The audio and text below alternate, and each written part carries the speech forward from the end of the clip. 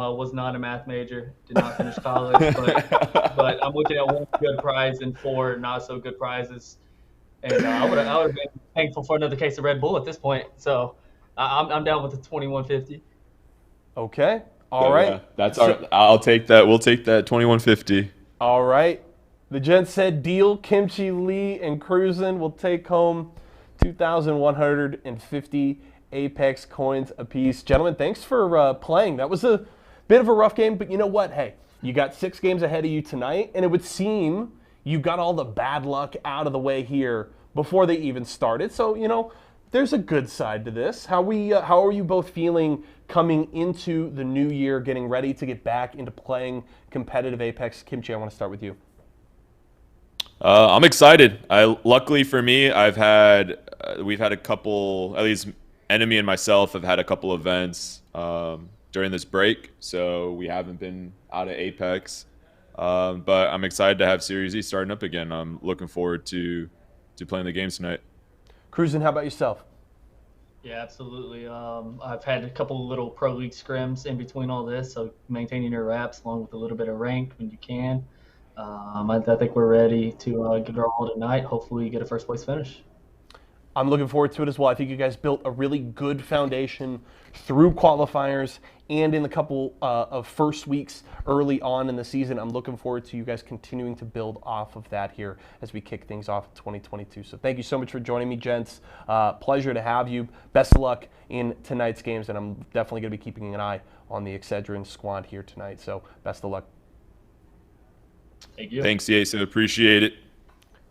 Always a pleasure there. Kimchi Lee and Cruisin' of Team Excedrin joining me to play a little bit of Deal or Steal to start the fun. And if you guys want to get in on the fun and have a chance to maybe come and play Deal or Steal with me one day, make sure you subscribe to us here at twitch.tv/esports arena. You could have a shot to come and maybe win that Vizio TV. If I haven't already taken it home myself. Luke, looking at you. You know my address. You know where to send it.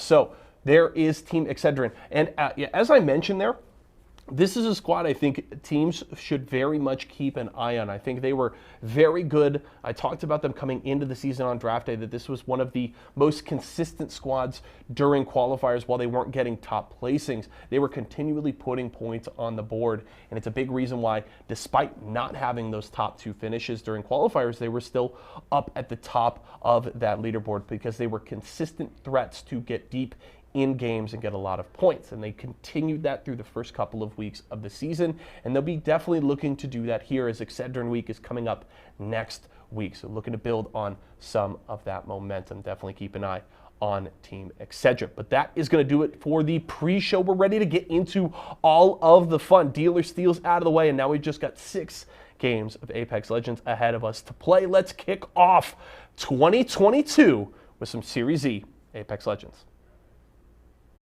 Series E. Series E. Series E. Series E. Series E. Apex Legends. Apex Legends. Series E. Apex Legends starts right now. And now we're seeing it once again, just like Game 2, slow down, but Fury time and time again, and geez, if they think they're winning it, chances are they're winning it. He gets thirsted by Zera Tricky as Hakio is going to come around the corner with the spray, and now it's just one player alive over here, and this was...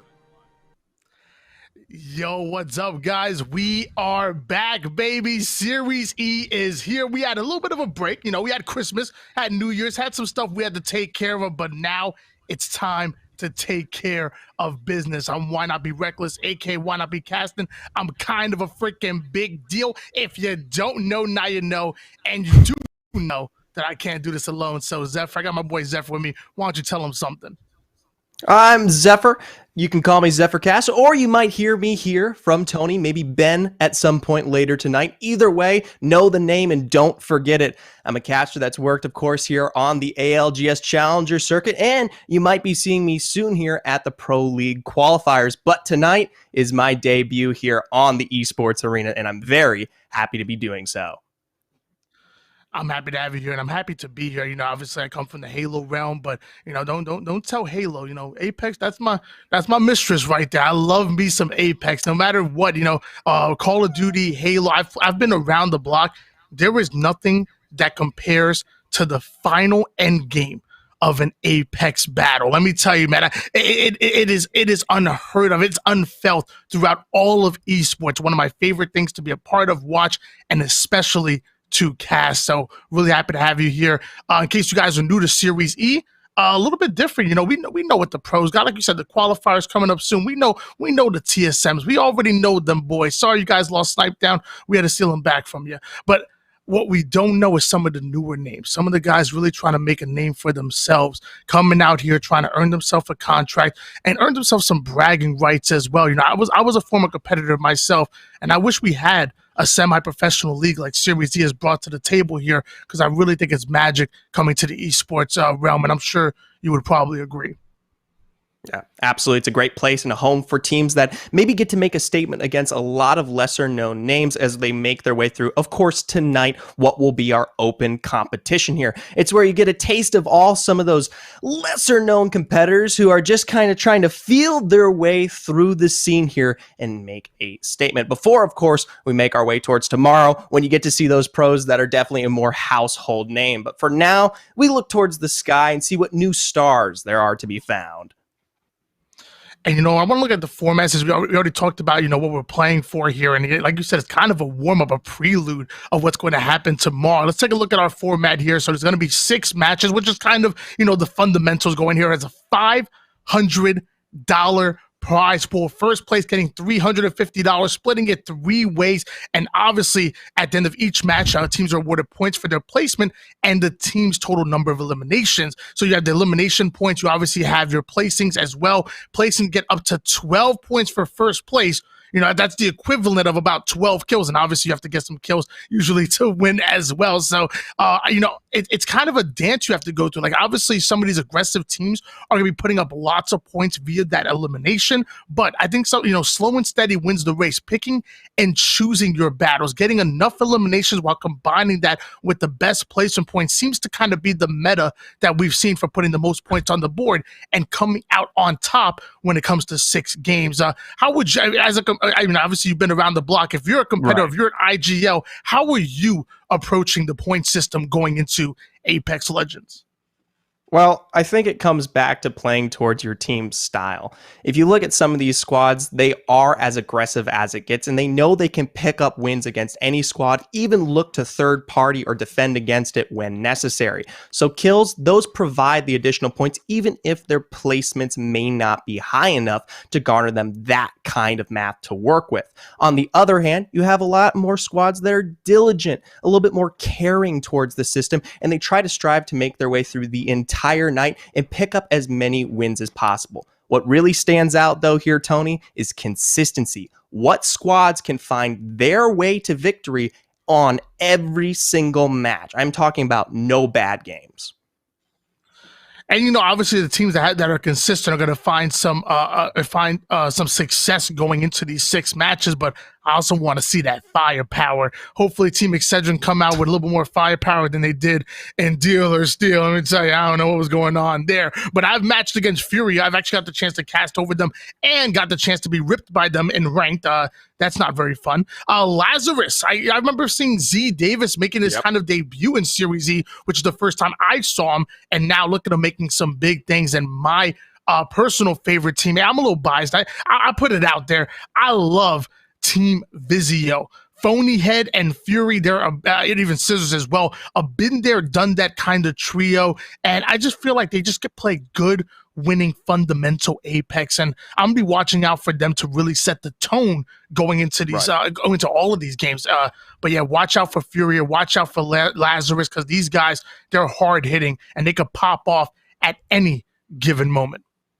Right. If you've been paying attention to the North American scene, these should be an absolute staple in your minds here. Another team that I do want to bring up, though, before we move away from this one is, of course, Team Intel. They themselves have been positioned quite high on a lot of our open competitions here as well. And while Vizio has been the ones to pick up the majority of the wins here in our last 2 weeks, Intel has been so close right on their heels. It's just 1 or 2 breakaway games from them taking it all the way home tonight.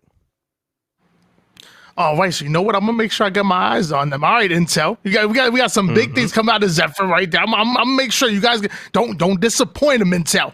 especially you got a brand like Intel behind you. You better pop off. That's all I'm saying. I'm pretty sure Intel, when it comes to continued success, obviously we're going into season 4 of Series E. Right. Team Intel have been able to find massive success. Even for example, Velhurst, I believe, or Verhelst, excuse me, if I'm pronouncing it wrong, came out of Team Intel and ultimately got signed by Esports Arena and then poached onto TSM, even though a season before that, I remember Intel popping off. So, when you get drafted by Intel, there's that pressure that you got to succeed, not only for yourself, but also for the legacy that Intel has brought here in Series E.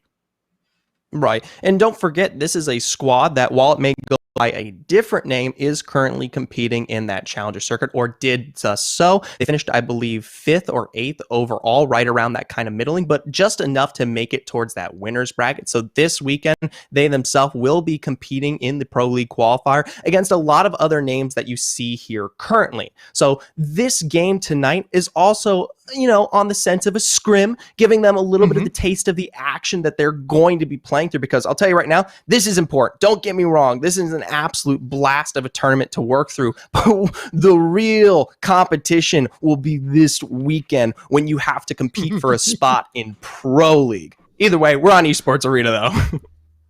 Well, you know what? You talked about Pro League, you talked about the qualifiers and some of the things that we're going to see going forward.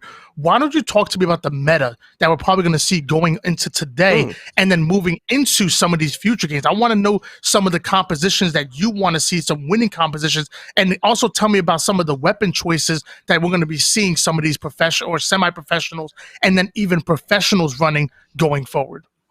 Right. Well, of course, we'll start this one off with Gibby. A mainstay forever and always here in competitive Apex Legends. You either have them or you don't, and most of the time when you don't, you're not going to be able to trade, especially on those 1-to-1s with the defensive bombardments and the dome counterplays. 50-50 matchup, of course, but an absolute necessity on most compositions. We're still waiting, hopefully, potentially, for some of those nerfs to come through if they do regarding the dome. I know there's plenty of pro players who have been complaining about that one, but still, EA has yet to provide. Past that, though, we're still within the Valk meta. High rotations, play edge, look for some high tempo spots here to find your way into some of these later zones. I did have some interesting kind of thoughts coming from what will be EMEA. They're usually a lot more early in terms of rotations, playing towards those later zones as quick as possible, starting as round 1 and 2. Whereas here in NA, it's a lot more action-packed. We're taking fights much later into the game. Teams tend to rely a lot more kind of onto their mid-long range gunplay rather than those high-tempo decisions. Yeah, I love me a good Gibby player because obviously, his value goes up as the circle gets smaller and smaller. You can utilize that dome, obviously, to play that ultimate defense, but also even utilizing it to close the gap on your opponent, creating that cover where there is none. So you can ultimately use that to create a lane and collapse on the enemy team. You mentioned Valkyrie. I'm not gonna lie. I think Valkyrie's a little bit of a cheesy legend. I feel like I don't know. I feel like a great IGL. They don't need Valkyrie. They're gonna be. I feel like IGL just kind of. I think Valkyrie kind of turns a bad situation into a great one. We could just simply get out of any terrible situation that you're in by Valk ulting and then the rotations coming in. Like I don't know. I feel like almost nerfs a good IGL. Maybe that's just me. You tell me what you think about the Valk meta. You know what? Great chefs can do great work with some of the worst ingredients. Valkyrie just happens to be one that adds the absolute fragrant spice to most of these dishes if we're comparing it to squads and making that analogy. Yes, you give a little bit of some lenient play to certain squads with the Valkyrie. They can stick around the edge much later and come in. But you have to remember, if they do something like that, they are playing towards the risk of most of those high endgame Kingdom Come spots already being taken. So I don't think it's just an easy throwaway pick here. Yes, it may nerf some IGLs out there, but great IGLs will be able to take that one and push it even further, right? So it is a necessity right now. And I won't go out as far as to say it's cheesy from here on Tony's end of the bargain, but I definitely think there is a level of play that has come out of the Valkyrie being meta that has made some teams soft, but don't get me wrong. If you are the best of the best, you are utilizing that to its utmost perfection. I mean, come on. Some of these guys are semi-pros out here. Yeah. I will say one thing about the Valkyrie meta is that the movement is cracked out, man. Getting up to high ground out of nowhere, being from low ground. I will say that I love watching. I'll bring up Verhulst again, who's I've been watching him play a lot of Valkyrie, and his movement is cracked out, and you can really open up plays by utilizing that. And and mind you, I didn't even start talking about Caustic yet, because I can go on about Caustic, but I'm going to refrain. I'm going to nerf myself here because I don't want to get in trouble. But let me tell you, me and Caustic, we gonna fight in the back alley. I promise you that. Obviously, you mentioned Gibby before, and right. I'm seeing a lot less Bloodhounds than we used to see in past. Yeah. Obviously, I've seen almost no Octanes anymore. Seeing a lot of large picks when it comes to Wraith, and one of my favorite legends finally starting to hit a comp scene a little bit, just a sprinkle. I love me some Loba. I think Loba is probably one of the most underutilized legends there is. When it comes to opening up a push with nades, I feel like it's invaluable and underappreciated. And I feel like Loba's like unlimited nades. The armor swap ability is amazing. The always being able to rely or to out resource your opponent is invaluable in my opinion. I feel like Loba's probably one of the most underrated legends. But I'm sure you probably have something to say about that. Go ahead. We got some time here. Let's talk about it. So a lot of teams here have started to look towards that Loba.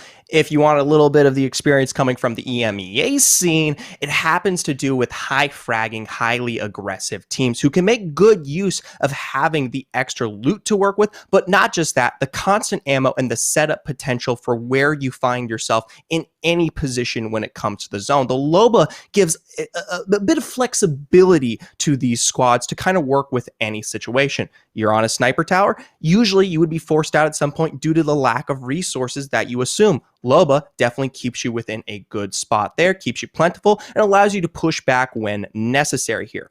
Now, you do trade usually the mobility on some of these other high carry legends like the Wraith or some of them others ones, not so much Octane as you did point out has been pulled out, but the ones that pull away from being able to get your squad out of a dangerous situation, right? You may be able to mix it up with the Loba, but usually it's pulled out to give it towards your high fragger, and that usually pulls it away from the Wraith being on the squad as well here. So you make a trade, and it usually is only beneficial if the person you give that Loba to is absolutely cracked. I mean, there's no better way to say it than that alone. The Loba has to be an absolute perfection here on the World's Edge.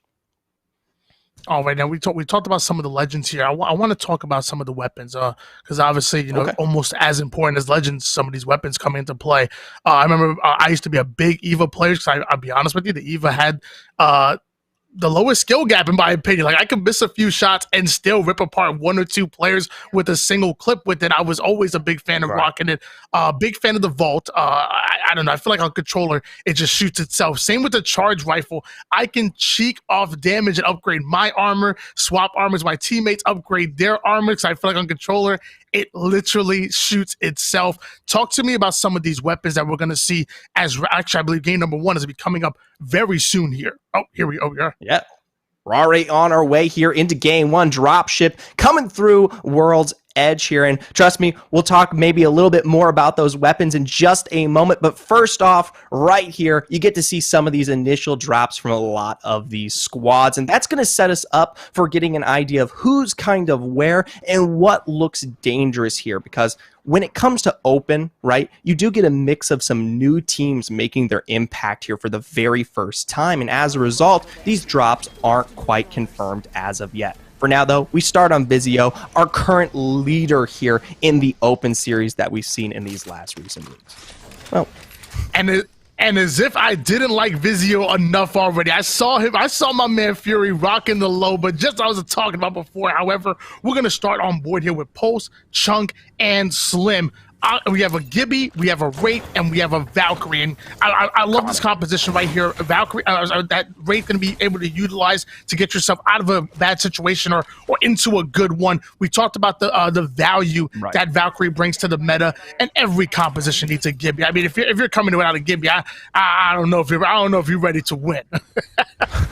I would say about 70% of the squads that you'll see in this lobby are probably running this composition in particular. If we look back towards Razor here, I believe, though, you do get to see exactly what we brought up, that Loba making its way back towards some of our top fraggers. This does remove, of course, that Wraith, so you lose out on mobility, but you're more willing to take some of those fights. For now, though, that first zone, we get to talk about it. It's going to be pulling out towards the west, and the second going to be going even further here, all the way directly outside of this lava fissure and the staging area. For now, though, looks like Excedrin maybe in a little bit of a tough situation. They've already lost Cruisin'. R301 in the hands of Kim Chi Lee right now, having a flatline to back it up, but not much ammo. Luckily, the shots are starting to ring out, and so is the RE45 hitting from that range. I didn't even know it worked that way. Meanwhile, Shadow does go down to one shot as far as health, and not much shields left. They're going to try to hunt him down. It looks like Jeweler's going to start to get aggressive here, as Seer is going to be taking, losing all of his shields. Interesting here, they did find that initial not pulling out from Edgem, but were unable to fall through in the way they want here. And it's an interesting composition. We haven't had the opportunity to see Seer in quite a long time. A lot of teams opting more back towards what will be the Valkyrie or the Bloodhound when we look at information. For now, though, it's a bit more single target oriented. See if they can make good use of it. They get some info to play on and maybe make some moves. We look towards Intel, though, a team that I discussed that you've got to watch out for. And it looks like they've already found the first elimination here for our game today. Intel having all the intel they need and bringing us down to 18 squads at the moment. Again, once again, Valk, Bloodhound, and Gibby. And we're going to go back here with Droolers, who are trying to do everything they can to create some kind of avenue here so they can collapse. But now the Seer ult is out, so the ultimate intel is coming in, but they're still losing all of their shields and forced to back down his Edge and our Ashe player as well. It's a bit of a waste to see that habitat go down like that, unable to really find the knocks that they wanted. They're going to pull out towards what is this western kind of tiered cake building. We see some zones finish towards this area, and you usually get about 2 to 3 squads that like to hole up in here. For now, it's definitely a nice position regarding round 1. I'm curious how far they'll be forced to rotate once this circle does close in, and given how those rotations come through, the northern area isn't exactly the easiest to find your way up against here. You have to play in across the lava fissure and up this line, but I'll say this, it's pretty early in the game, but hey, Vizio, they're already in position to capitalize on any team that comes through this ridge region. That they are. They're already having a player with purple shields at the moment here as Fury's firing off shots with the L-Star. The bow is in the hands of our Loba player who wants to get involved. Lining up the shot, firing off a few, but nobody home just yet. And watch out, that Wraith Porter was already in there. So you notice that team is trying to rotate out. They're trying to get a little bit of a different angle here, but I'm not sure Vizio wants to let them get away. Well, they've got to be careful. Notice how they've got Fury positioned far forward here to cover this angle, but the backside is still being reserved by Phony and Scissors because you've got teams like Droolers who are still in the back end there on that fissure, just waiting to make their rotation up when necessary. For now, though, Vizio, they are able to pressure enough as we do see final rotations come through from Scissors here. They're backed up towards this ridge to play around this northern side, and let me tell you, this is one of the hardest places to hold here in this area. There's 2 access points, the one you see currently held by Vizio, and the other end on that last, that choke on the eastern side. And you have to be able to hold down both sides of that one if you want to keep that position in your back. But for now, I don't think they'll be able to do so. 17 squads remaining, and round one hill is closing in 2 minutes and 18 seconds here. ABW wants to get involved on this side of the map as well, having a Val, Gibby, and a Caustic composition. So we're finally seeing Caustic start to make his way into the meta, at least onto this map. I'm used to seeing a lot more competitive, and I'm not much of a fan of that. ABW now wanted to get aggressive here, wanted a third-party situation, and you know what? Honestly, I'm loving the decision right here. If they can put down damage, they can stay alive. It can be good, but we're seeing the first Valk wanted to get the Valk out of here, and it looks like ABW want to follow suit. Let's see what information they're able to pull from this one. Remember, this north side is already held out by a majority of these teams. Where they land will be a major decision for this team. They can't really aggress upon that ridge, especially since they're going directly towards Vizio. See if they can contest the other building that isn't in play here. The three are found onto the backside, and it's really only D's who is punished, but Vizio, they're quick to try to punish this one. If there's one team you do not want to land on, it is Vizio. But Scissors actually be losing all of their health, of their shield. Luckily, the back comes in, and Vizio's trying to chuck some nades into the house here, doing maximum damage. Now the collapse is coming in, Mastiff in the hands. They've taken over the building, but now they need to notch him. Phony's going to be the first player to go down. Fury actually going all the way down to one-shot himself. What can they do? Ooh, it's a good pickup there from Vizio. Yes, they lose Phony, but now they continue to defend against the third party that comes through here. The Ash down from the backside. They are getting shot out here. Fury only a few ticks away from being destroyed as ABW make their own further rotation, trying to third party the fight that just took place here. They're going to be able to pick up Phony as a result, and the building that was once held by Vizio now being down one member here. So what was a very risky play for ABW comes out in a major success for them, albeit at the behest of another team coming through there. Yeah, I love the play coming by ABW. They collapse well. They have all their members alive here. Meanwhile, Intel getting into a battle of their own, but looks like they're going to quickly finish that one as well. 3 kills coming out of Code. Able to pick up a nice fight here on the back end of Harvester. Not quite in the push as of yet to make their way towards this zone, but they don't worry. They can gatekeep and play the edge as long as they want, especially when they have that Valk all to work with. For now, though, they hold. They've got the kill participation, the 3 points all ready to boot. They don't need to make any aggressive schmoves here. We're going to take a look once again, though, back towards our map here. You get a bit of a taste towards that zone. Notably, it does still kind of pull towards that southern staging area. This is that high point, not quite in the realm of staging when we talk about those low ground buildings, but on the kind of back end where you have to play through the choke. A lot of teams will try to force their way through this area specifically to make their way into kind of that fissure hillside. And there is some buildings to play around if you want a little bit of safety before you make that rotation, but overall, you'll probably only see 1 or 2 sides kind of crested on the other side of that valley once we get into rounds 2-3. Shots are ringing out here for Fat Fruit Ninja, who's actually going to like to go in for a portal. So it looks like they want to get really aggressive on these players here. Portal's about to be laid down soon. His team is going to be coming up here. It looks like they're right into the action. Raid's already going to start firing off damage, but the nades are coming in. He says, you know what? Let me just go back to my team. That might have not been the push they were ready for. The nades are starting to fly in, but here comes the Gibby ult. Not sure there's much damage done on that one.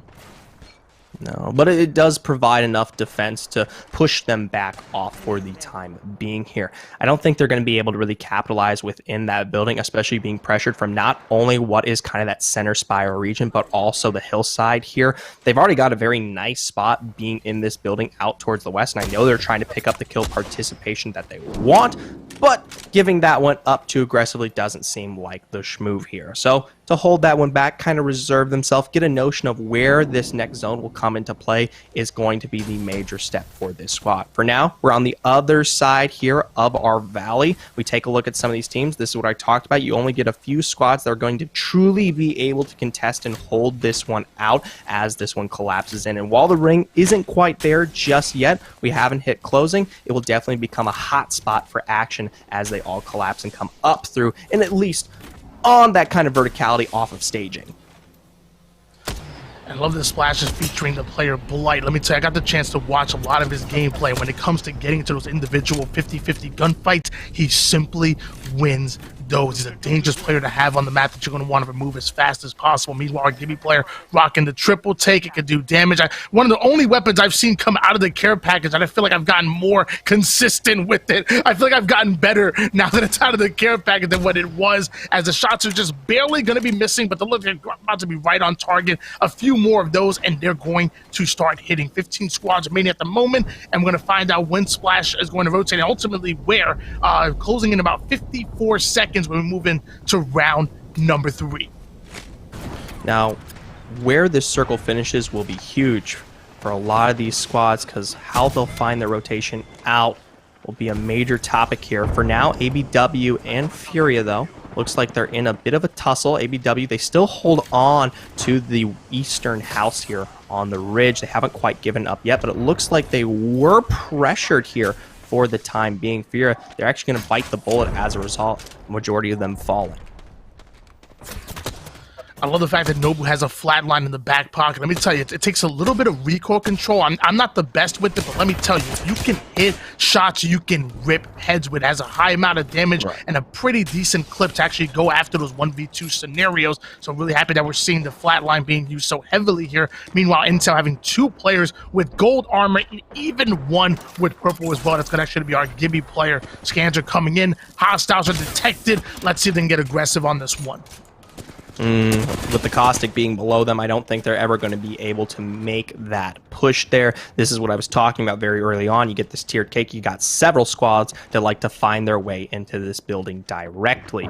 As a result, we probably won't see any action from them directly until they, of course, are forced to rotate out of this next zone. But it's the double dome down here, back on the end of that gas action.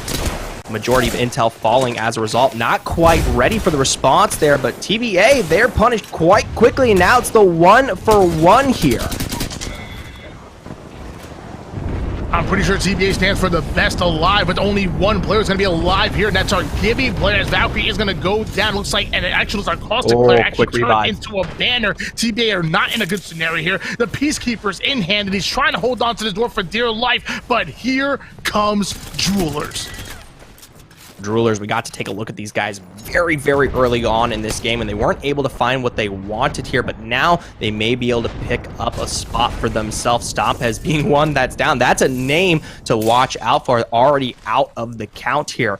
Intel, they were able to quite nicely hold on to their location. Big props to most of those Gibby shields coming out in the back and the gold shield and giving them the quick revive that puts the squad in a nice position for any third parties that were, you know, supposed to come through here. So for now, they still hold this second story, but it's going to be Droolers that sit underneath them, and we'll see if their take will be as aggressive as what we saw out of TVA.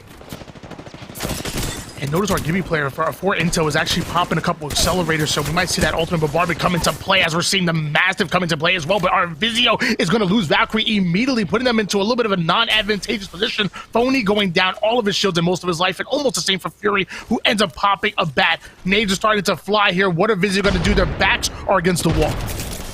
Backs against the wall with no health to work with here. It's one quick rush away from this being it for the Vizio squad, something that we particularly aren't used to. You've got that Valk on the other side of this rock trying to find their way up, but Fury is just as quick as well. Over, down now with the Mastiff into the back to delete 2 members here of Nerf.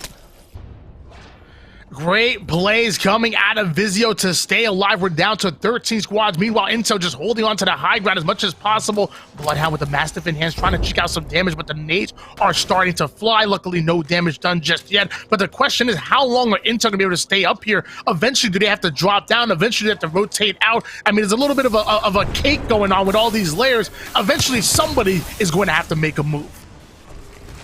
Wait to see. For now, on the back on the other side here of our ridge, you've got Nerf looking to make a play. Into the building they go. The gas, though, is going to keep them at bay from the back end. TTTD defeated, tries to find his way forward and is unable to get the drops he wants. As a result, Nerf going to quickly clean this one up. Looks like potential third party may be in sight. Messiah already down. We have the Vault in the hands of Turns right now, but he's taking some heavy damage. The bombardment is coming in, but the shots are starting to ring out, and he's hitting them. Luckily, he has an armor swap there in case it's necessary. The Mastiff is still here for Kimchi Lee, no longer having the Wraith player, and actually no longer having the Bloodhound as well, and no longer having his life. Excedrin go down. Excedrin managing for as long as they could were finally punished there, and I'll tell you what, that's got to be one heck of one heck of a headache.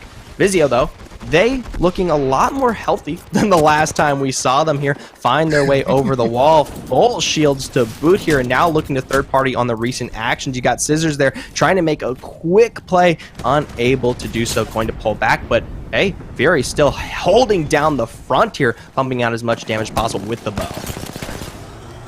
And that was the movement I was talking about with Scissors. Excellent movement coming out of here, but Droolers are taking some heavy damage here from Lazarus, who actually have all three of their players alive at the moment. The collapse seemingly coming in. They're trying to sneak into the bubble and put in that damage, but our Loba actually going to lose all of the shields. Doesn't matter. Lazarus is collapsing. Lazarus are doing Lazarus things. 8 squads remaining. The Peacekeeper doing everything but keeping the peace. I'll be honest, not a surprise coming from a squad that placed second coming out of our last week's open quals here. So now they sit on Red Evo to work with onto Vize, and a complete control here of our tiered cake building. And not just that, they're able to make full rotation even further west to some of these easier buildings when it comes to getting out here. And looks like we have a little bit of a Tomcat Rat Cam coming out of Blight with Splash. Luckily, he does have 2 of those banners, so if he can manage to get himself over towards a beacon, maybe he can revive his teammates here, but there's multiple teams in the distance. It looks like he's going to make his presence known. The damage comes in, but so does the intel. They know exactly where he is. Can they collapse and put him down? But it's like great R301 shots, but still his back is against the wall. He's literally in the storm right now. How does he get out of this one? Oh, just barely. That's how, right up against the wall into a bit of a crack there to behold. Now the wall closing in. We take a look at Nerf and Unlucky, both toe-to-toe, but nowhere close to a good position here. Senpai Nerf down. Now he himself also out for the count as well. And no surprise, it's Vizio, the ones to pick up both of these squads. Ladies and gentlemen, we have a new kill leader. Vizio are cleaning up, and still on board now with Scissors. He's the one that actually has the four kills at the moment here. It looks like they want to get aggressive on some other players. It looks like on the north, I'm sorry, excuse me, the south side here, there's a team actually holding themselves right against the storm. So I love the positioning coming out of them, but eventually that storm is going to move, what, about 53 seconds, and they're going to have to make a move onto Vizio, where Vizio could simply just hard stuck him there, and Lazarus can do the same thing. So really, I'm worried about Wizzy, Amaze, and McNug at the moment, because they may be feeling good at the moment here, but eventually they're going to have to rotate in, and there's not much cover. Right. Your best bet is to hope that you have Vizio and Lazarus take the fight against one another, and then you make the rotation in off of that play here. The problem, though, is Vizio's got plenty of room to find their way out of any kind of aggressive fight, as you already see someone like Fury now sitting with that Kraber, pulling as far back as possible, hopefully to put that one in action sometime soon here. So for what is, my apologies, Roll a Theory, as they make their way up, I don't think they're going to have much of a shot coming off that hill. Well, luckily he has the Kraber in hand, and also a Crypto as well. So I mean, if you're the ultimate IGL, I can imagine, man, Crypto is a dream. You just go in, you're scanning things, you're getting all of the intel that you need, and ultimately trying to figure out a route for your team. And don't get me started on that EMP. It is deadly. And to be honest with you, I'm surprised we don't see more Crypto in composition as Vizio having the hands on that Kraber of their own. Fury has it in hands, and let me tell you, this is a man that can hit shots. Let's see what he has. Find himself on that reload, just getting ready for the next play to come through here. Round 5 is, of course, closing, so we're not at our final zone just yet, but this one might push them out of cover, and yes, it will do so. Now only one rock to work with. Surprising Roll of Theory being the ones that still have much to play with. That EMP finally coming down there, but no team aggressing upon one another. Just barely a shot traded there from Kraber for Kraber. Roll of Theory holding down their position here. 47 seconds where that hill is going to move, and we're seeing a Loba ult dropping down over towards the east side. Nades are starting to fly over towards Wisley. Kraber hits for 123 right to the dome. The man's feeling good, and he has more sight lines here, and I believe that's Vizio on the other side of this Kraber site. Right, and you've got a nice split there from Rolla Theory, providing the angles that is pressuring Vizio back here. The problem for Vizio now is what was a good angle for them to play, given that they had many opportunities to work around cover here, isn't as good. You can see them already pinging out what will be that next rock, but the problem is it's right in the midst of Lazarus, who have already been there here for this last round as a whole. This couldn't be possibly the best situation for Rolla Theory, and now with the defensive bombardment down, they're forced to rotate.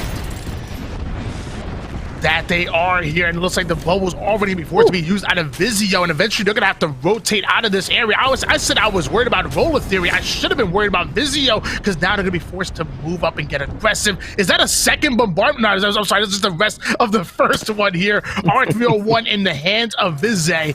Great position. Vizio going to start off by throwing a couple of nades. That tells me they're going to start to get aggressive. Ooh, 85 damage coming out of that one.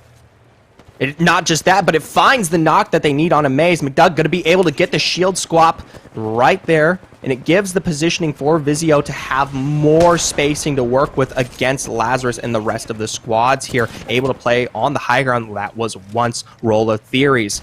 They're one quick move away from taking out the rest of Rolla Theory. Over the wall they go. A quick few pumps there, and that's going to be it for the rest of them. Now a 3v3 underway here, Lazarus v Vizio. And Lazarus almost letting them actually heal up at the moment here, but now the engagement's coming in, and it looks like all of Lazarus are going to be going down. These 2 out of 3 players. Looks like Valkyrie be the final player alive, but Vizio coming out on top, putting the shoddy to the body, does Fury. That was absolutely incredible play coming out of Vizio. These boys are the real deal. You better know. Yeah, absolutely. Vizio, a massive success to be had here out of this squad. And the most important thing to look at regarding their play coming out of game 1 was how incredible they were with their rotations. It felt like they were all over the place here on World's Edge. And as a result, I believe they picked up more than 3 or 4 squads when it comes to the kill count. But personally, we won't know that until the math is set in stone here.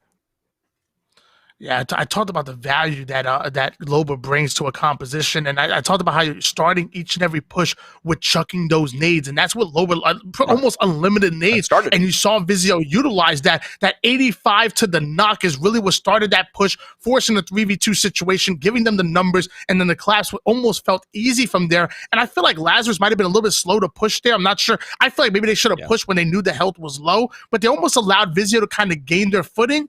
And then Vizio, you give them an inch, they're going to take a mile, and they literally stole that win. I love to look at the leaderboard in the Mobile One moment, but we're going to do that right after the short intermission break. Don't you guys go anywhere. Don't touch that dial. We have more Series E action coming up.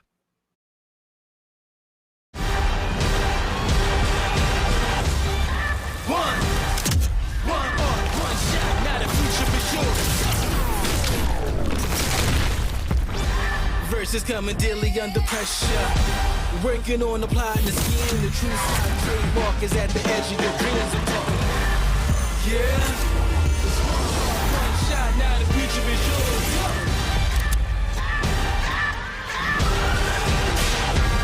I'm turning dreams into reality. In the lab with the formula and chemistry.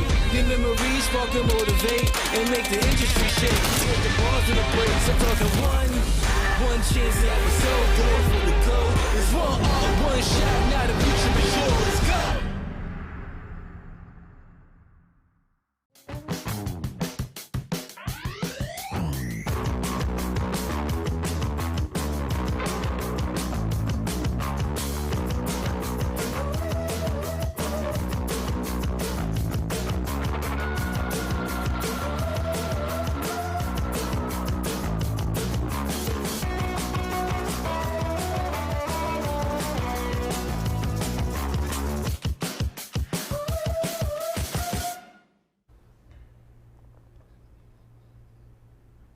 Welcome back, everybody. Name a more iconic duo than Team Vizio and crushing open night victories. They now have 8 game wins in 13 played so far on Season 4 Open Nights, and that trend is likely to continue. You see Fury there with the Kraber that he loves to use, getting some great shots in that final circle as they take a big victory here in game number 1, and that's the kind of start that Vizio is looking for. We talked about it at the start of the show. Squads are trying to chase them down on that partnered leaderboard, but if they continue to play the way that they did in this first game, it's going to be very difficult to do. But let's check out our first player of the game here for week number 3 of Series E Apex Legends, and it's going to go over to Scissors. You really could have picked anybody on the Vizio roster here for game number 1, but Scissors with those 8 kills and 3 assists, and it also comes in with just short of 1,800 damage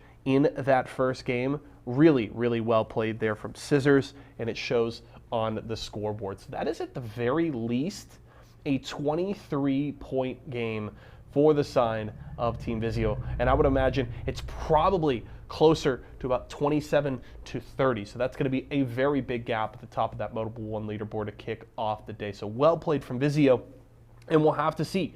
As I mentioned, they won 7 games through the first 2 weeks on Open Night. 1 here tonight. We'll see if they can maybe hit double digits in total game wins just through 3 weeks of Open Night play by the end of tonight's games. We'll have to see how things shake out. But game number 1 in the books, and still 5 more to go here on the night.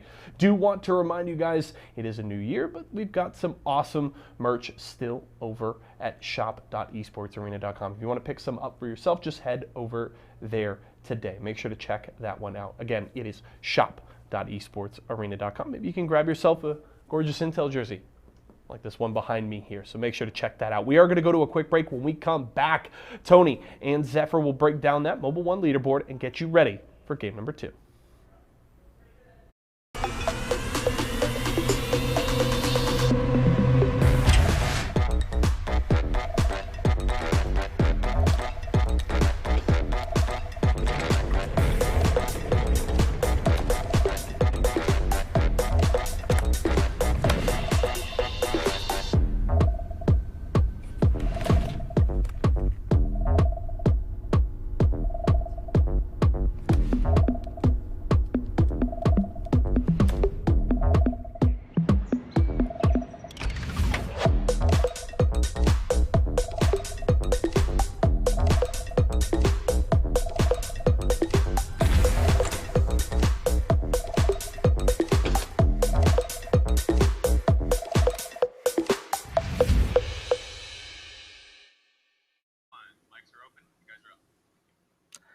We are back again with more Series E action. We just got finished with game number 1 before we went to break, where we saw Vizio absolutely wreck house. They came out with a big win. They had the slays to match. So I'm going to assume they're going to be leading our leaderboard. I'm going to assume, but the question is, by how much? How did you like that performance, Zephyr? I think that's one of the absolute best performances that I've gotten to see here in the North American region. And we can chop it up to being open, but it doesn't matter. They were absolutely cracked all over the place. And the decision making and the rotations that came through in those last moments to give them the win were pure perfection here.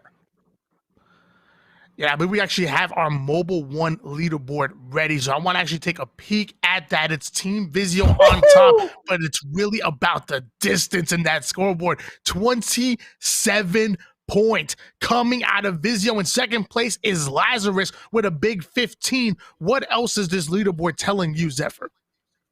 Well, I don't want to go away from it too quickly here because it must be stated. That is 15 kills for Vizio. That is 5 squads here off of the board right into game 1. I mean, that's not a gap, okay? That's a valley that we're looking at here for this squad right off the bat. What they just put out there is what some squads take 2-3 games to achieve. Shoot, for me, 6 games. And that is quite an impressive game coming out of Vizio right there. Luckily, I mean, there's still some teams that are within striking distance. We have a whole lot of Apex to play. You got Lazarus putting up a big 15. I mean, they're literally 1 win away from catching up, and hopefully they could put on some damage as well. Team Nerf, unlucky, Intel, and Roller Theory all separated by just All 1 close. point. So whole lot of Apex to be played here. I want to take a look at what's going to be our Mobile 1 moment of game number 1, that Mobile 1 high performance moment. And of course, it has to be Vizio and this beautiful collapse. Backs were against the wall. It was looking grim for them. It looked like they might have ended in that 14th place. But then look what happens next. Right. Fury here on the rotation, absolutely crucial to the success of this team. Had he not made his way over here and found the kills, like you said, this would have been it. And the craziest thing is they were being aggressed upon the entire moment. You see that Valk on the side trying to look for the plays, look for the little bit of health that is left here on these members. But Fury was one quick strike away from keeping them all out. I'm gonna tell you, the way Fury was able to get that high ground, I would think that he was the one running the Valk. He went all the way up top, up to the tippy top, up to the peak of that mountain right there, and then dropping down the hammer. Those massive shots were absolutely impressive. And after that, that probably gave them all the momentum they needed to really run house throughout the rest of the squads there. As you're seeing, I think that was his 4th assist that he had there, and look, just more massive shots just hitting. It was absolutely incredible plays coming out of Vizio. They were my team to watch to begin with because, like I said, I feel like they just simply play winning Apex. They start their pushes off with nades. They throw excellent ones at that. If you remember going into that final fight, I'm sorry, with the final 3 squads, I can say it was 85 damage with that nade to knock the first player. And then once it was a 3v2 scenario, what do? They collapse. They put the pressure on. They make you bleed, and then they put their thumb on the wound and make you bleed some more. That's simply what they do. They just play winning Apex, and I'm really proud of these boys. That was my team to come into this whole tournament here, and they're showing off with number 1, 27 points, as you mentioned before, 15 eliminations. Yeah, an absolute absurd amount to work with here for Vizio. And I think what stands out to me regarding this team, it's none of that kind of micro. It's the timing here of when they look to pull that trigger. And I don't mean that, no pun intended here, but how they look for those rotations when they try to find their way into certain fights. Other squads, they would do it sloppy, right? And they would fall as a result. We saw an example of that from a few teams out by Fissure when we look towards, I believe, ZBO here on their capitalization of the building. Take someone like Vizio when they have the utmost perfection in their timing, and it's nothing the same. And we're noticing Vizio actually, there's not much loot over here toward the landslide area. I mean, we'll normally get a beacon here, which is always great, but I'm expecting them to want to loot up as fast as possible, then probably out and rotate, maybe collapse on a whole nother area, because you don't really get much resources at that point. However, you're noticing the hill rotating pretty close by, and Excedrin already getting into a little bit of engagement, rocking the triple take all the way from above is our Gibby player, and then Bloodhound and Raid looking for the resources down low. Right. I'm more than sure that this is probably Droolers. They were the ones to take this fight early last time around. In this scenario, though, Excedrin playing towards the high ground, trying to find the damage that they will. Maybe get the jump here. Droolers, they're already down the majority of their shielding and have no recourse for themselves. I like the zoning control performed there from Rock Monkey just to give them the little time necessary. Now, there is a bit of a separation here found from the side of Excedrin. You've got that high ground still in pull, but with that being said, I don't know if they're going to be able to pull off the kill here on Rock Monkey that easily, but as I say that, you've got a separation found on Edge as well here. I love the fact that Rock Monkey was rocking the Ash, so in case he gets himself in a not advantageous position, usually he can utilize that ultimate to get back towards his team. But he was only 50% with this ult. He had no chance of getting it. And I think Excedrin recognized that and say, hey, if you're going to be by yourself, we're going to collapse. We have a Gibby. We can create this spacing here with our bubble and isolate you. And that's exactly what Excedrin did. And now it's a 3v2 scenario. And this is a team that knows how to play their numbers. Right, and I'm surprised that Droolers were willing to give that one up the way they did. You saw them too on the back end playing towards kind of our tiered cake building here very, very early on, and there's no way Rock Monkey gets the way out. Now, Kimchi Lee on his own aggressive sense making quick work there with the flat rampage on the side for Cruisin', and a little bit of teabag to rub salt in the wound here. I'm gonna tell you, the teabags were coming in. I don't know if you like that flavor. I'm not sure here. As Valkyrie coming out of Nerf, ripping the shots with the Volt, one of my favorite weapons in the game. But he also has a hemlock in the back pocket. He already smells blood. He's looking to strike. So that's gonna be an easy elimination coming out of Nerf here. The bat's coming out. We gotta make sure there's no third party coming out. It looks like Nerf are safe here, but for how long? We didn't get the chance to really discuss it because we moved away very quickly into some of our early fights here, but the zone is pulling directly within the same location as last game. Now it is a little bit further north, so you get to work with staging this time around, but still you're going to see a lot of the same setup from these teams as was discovered in game 1 here. So Lava Siphon, not quite one of those areas. You're still going to be having to find your way through at least towards Harvester here within the next kind of closing of this round, which is only a few seconds away. Still on board with here with Nerf. Nobody coming in for the third party just yet. So we're going to see what Beep Bop Bots are probably ripped there. I'm sorry, excuse me. Beep Bop Bops. Excuse me. I'm just going triple B. How about that? Woo! A little bit of jazz in the house tonight here, and we'll hope it sounds good, Bevy. On the run there, positioned out, forced to make his way out of this tunnel. They're going to be playing towards the south side here of Fragment, right around the cusp here of some of these chokes, just barely able to find their way out from that danger. You see them expending a majority of their ordinances, but the problem is it looks like they're pinched from potentially both sides. No, they're clear. They were able to get out of that terrible situation, and now they have high ground because of it here. There's easy resources coming in, the meds coming out of our Loba player off the screen, and they'll be fully loaded. They have 1 purple shield, 1 gold, and just lacking a little bit behind with the blue shields, but that's probably not going to be for long. And it looks like they're actually electing to go for an early Valk ult, want to get that information and get themselves into a better situation than they are right now. Not mad at that play. Round 1 hill was closing in. Let's see where they go. Oh, they're going to pull all the way out towards West Fragment here. Their best opportunity for rotations either going to be towards Harvester, which I would prefer, or out through that tunnel. You see them pinging out the tunnel here. I don't quite want to see them go towards that direction, as you already have a plethora of squads. So already on the right decision, going to be making their way into Harvester, where even if there is teams set up here, they have plenty a realm to defend themselves, as there's a lot better positioning that you can take in each of these Harvester legs. For now, though, we look back towards Excedrin. They potentially on their way forward to look for another engage back towards these buildings that we looked at in game 1. And I love this. They're like an absolute predator, and their prey completely being choked out here. But Excedrin have to be real careful because the opposing team does have a caustic, so you know that the barrels are probably in, but the nades are as well. Maximum damage coming in out of the ordinances, and it looks like Kim Chile is going to go down all of his shields here, but it looks like he's able to put in even more damage while everybody coming in from the weak side flank. They're just trying to find an opening here. If they can get into the doorway, that's going to be, I mean, the damage they put in is amazing. It's looking good, but they need to collapse. The problem is they've already expended a majority of their shields, so they're going to have to get a little bit of recourse for just a moment here. Maybe a steal incoming from Cruz as he makes his way up towards that sterile. See if they can pull someone out of the building here. Ooh, unable to do so.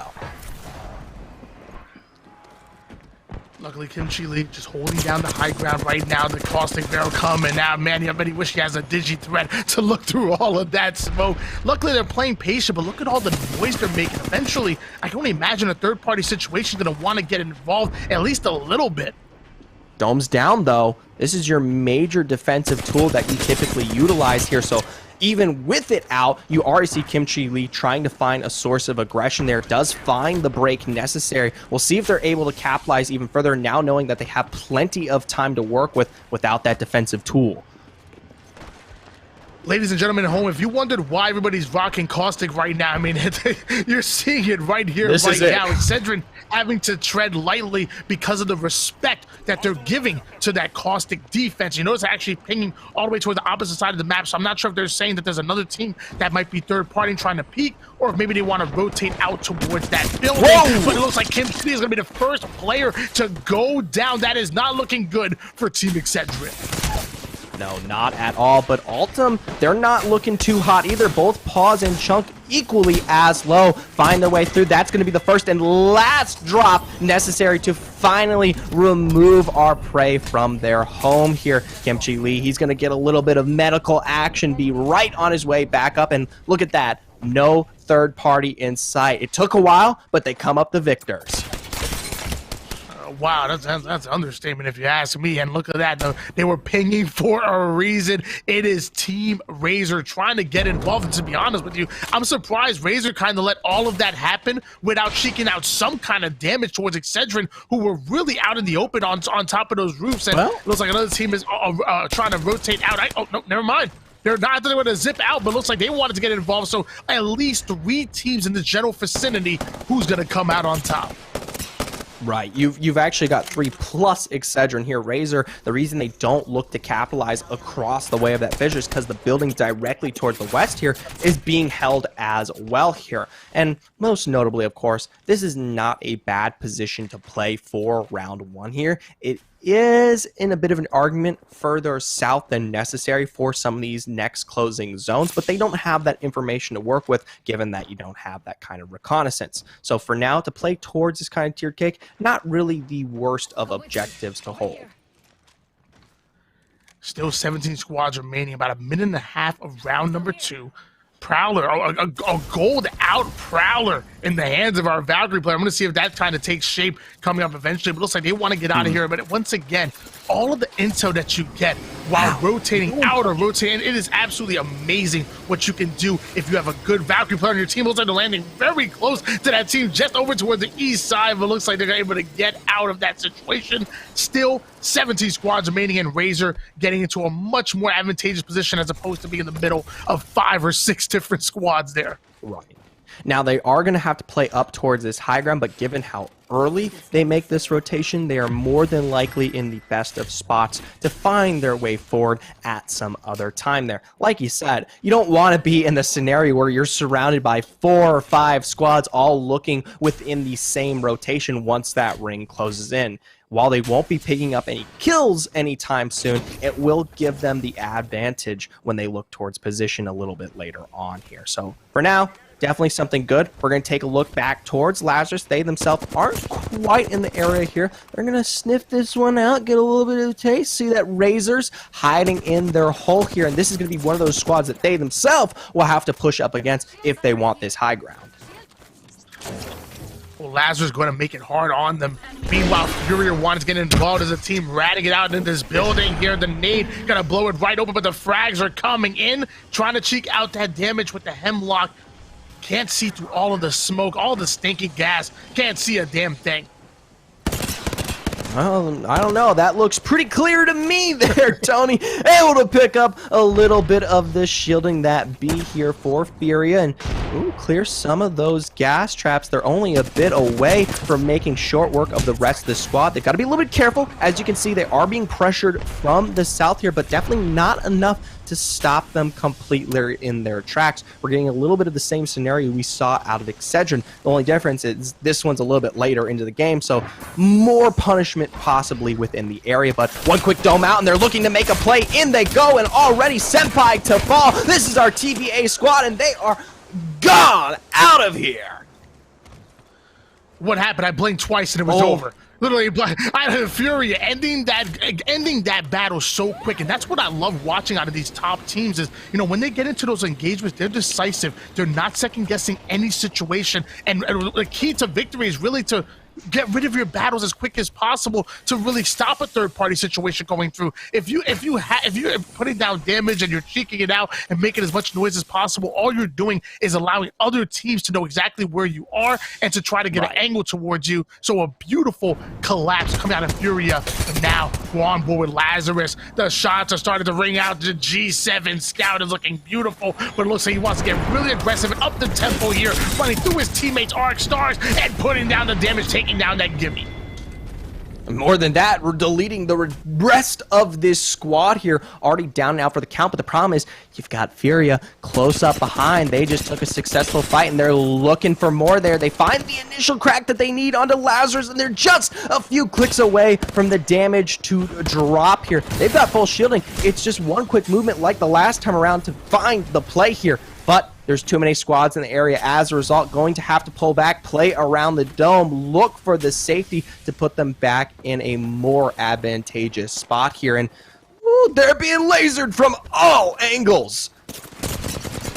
That they are, but luckily our crypto player does have EMP, so if they're able to get to a safe area, they can utilize that EMP to put down damage, and also the drone to get a max amount of intel, as that team is kind of stuck in the storm and they're deciding to gatekeep them. I'm liking the way Fury is playing this right now, playing smart, getting a better position. This is going to pay dividends, but only time will tell. Well, it definitely looks a lot better than where they were about 30 seconds ago in the majority of that fight there. For now, though, we're going to pull back towards our northern end here, a little bit off the edge of Train Shack, back tied towards here on what is the most entrance choke for a lot of these teams. And Razor, they're going to be the ones gatekeeping this cart in particular. And it's a great spot to hold, but it's not the easiest here, especially since you still have to worry about your southern end. And what is this more further cart, especially this one right here, when you play towards this more construction angle, is a little bit better for late game zones here. I'd like to see what the zones look like. It's been quite some time since we had the opportunity to get a read at where these squads are looking to play. We're starting to see a little bit of a top-down view that you wanted to see before. Meanwhile, on the bottom right-hand corner of your screen, you are seeing some shots starting to ring out here. Rotations are going to come out, but the shots are starting to hit. This R301. Right, there we go. My R301 don't work like that. I'm sorry.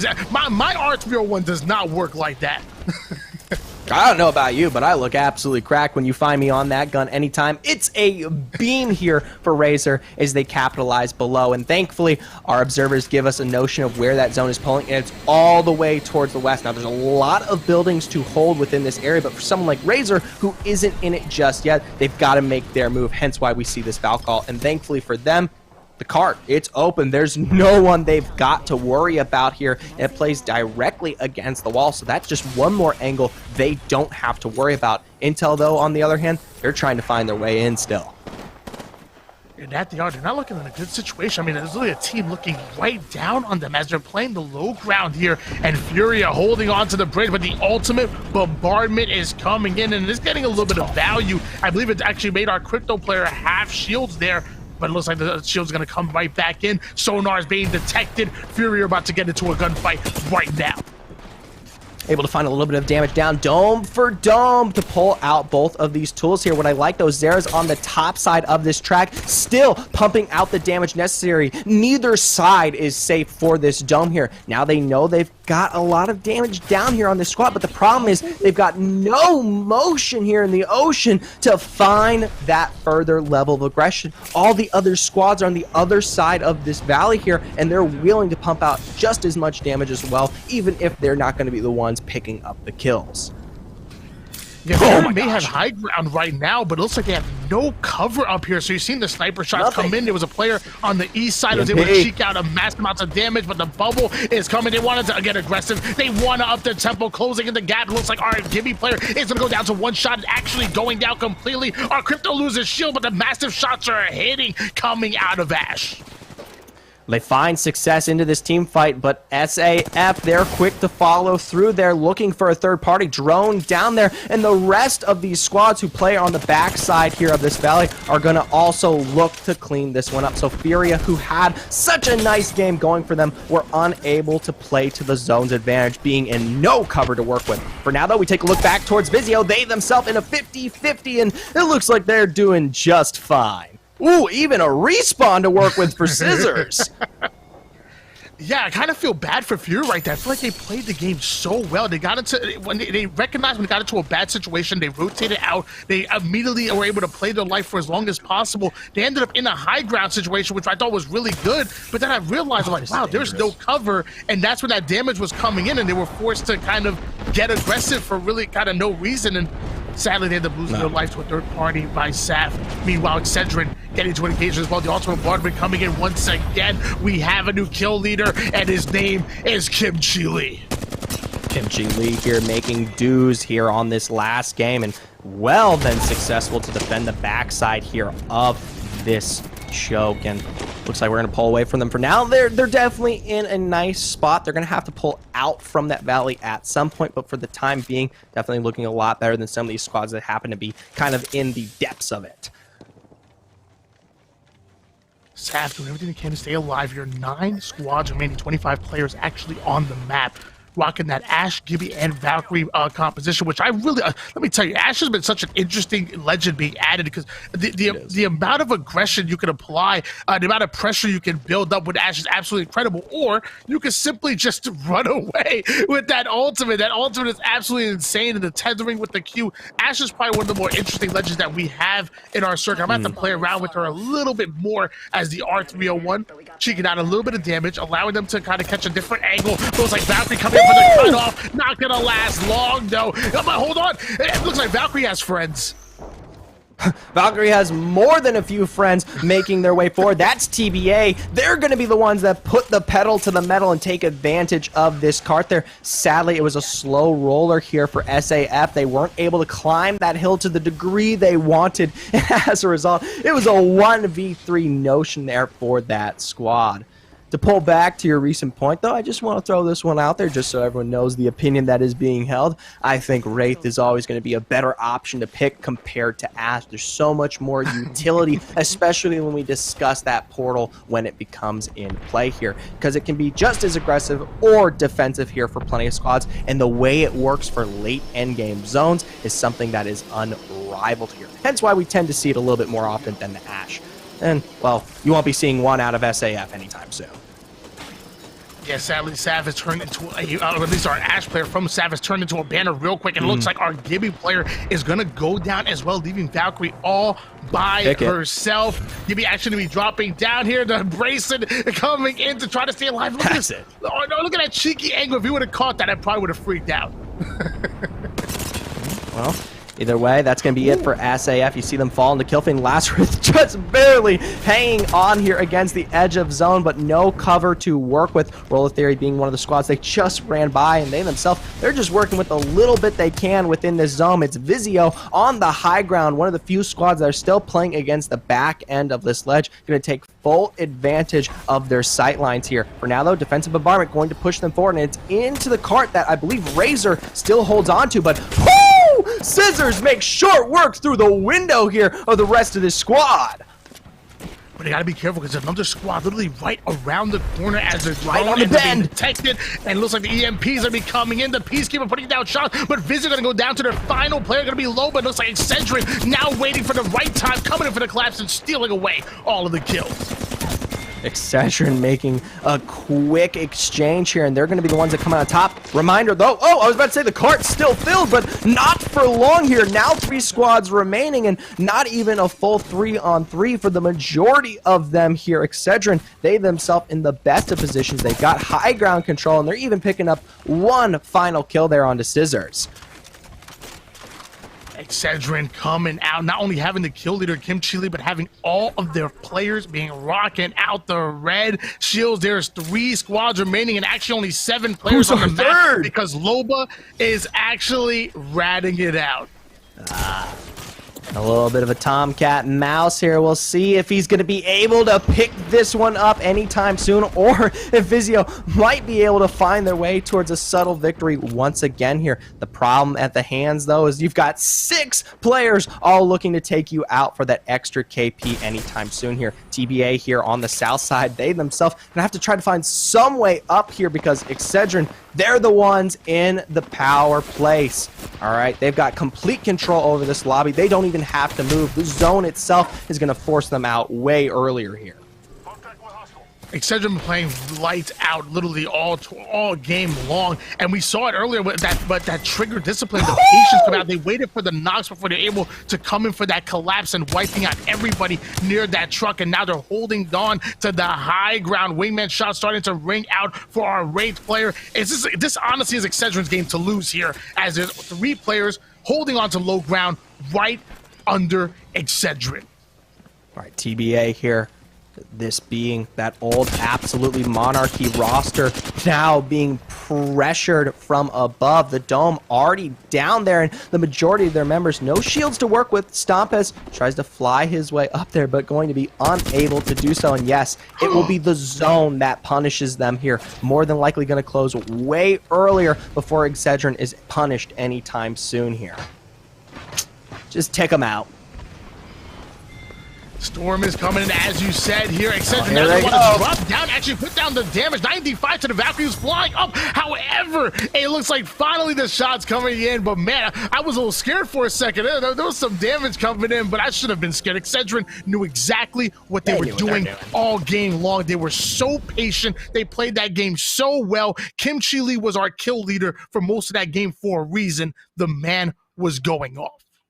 Absolutely. I would not be surprised if we make some choices here over the break to give this game away towards Kim Chi Lee, especially after the absolutely dangerous and kind of disgusting performance we saw of them. But overall here, across the board for what we saw out of Excedrin, this is a whole lot better than game one. They themselves were punished super early on against Drulers, and it completely knocked the pacing out of them in our first one here tonight. This time around, they got the quick jump on them, took a first kill, and then they were able to throw this all the way forward until the very one, picking up squad after squad on their way towards victory. And in that moment where they were on to that high ground, just hiding around the backside of that car, waiting for the moment to strike, I mean, that's good.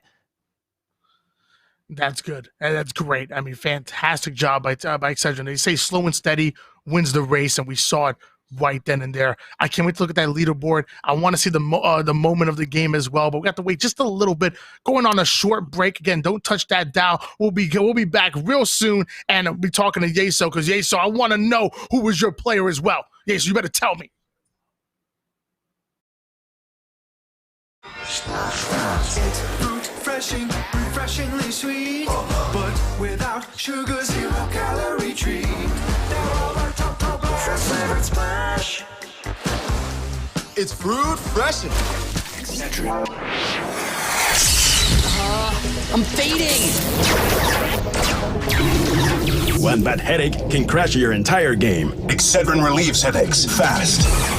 Excedrin, game over for headaches. What's going on, ladies and gentlemen, and welcome to Eat, Speak, Compete. Eat, speak, compete. Yes. Name, incredible. Logo, even better. I'm your host, as always, Yeso, joined by my co-host, Luke Shimoni. Brew.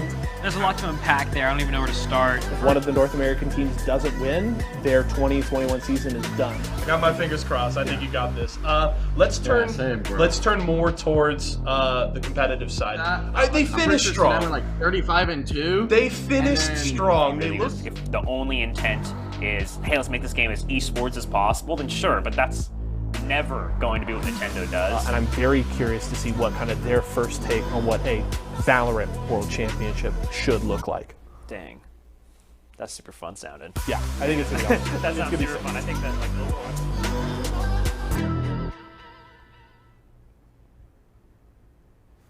I told you all at the top of the show to keep your eye on Team Excedrin. We had Kim Chi Lee and Cruisin' on to start off the show, and they got some of the bad luck out of the way early and looking good here in game number 2 as they grab the victory. Vizio kicked things off, and now Excedrin follow up with a win in game number 2.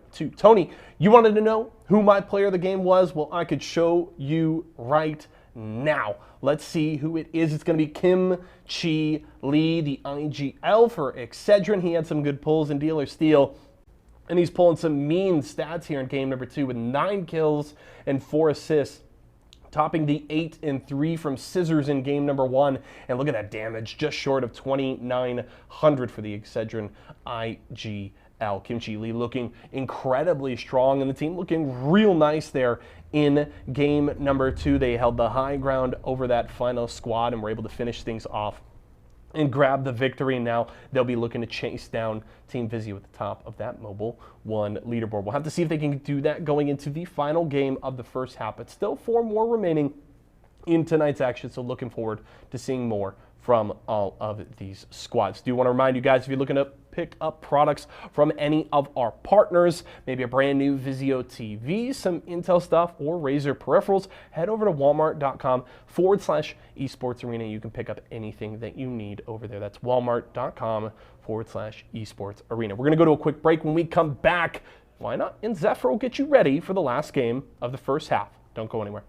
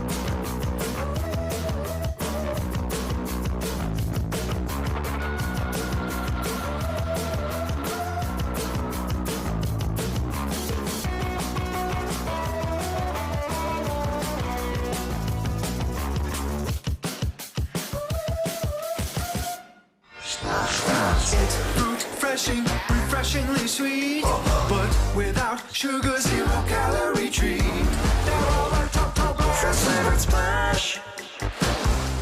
It's fruit freshen.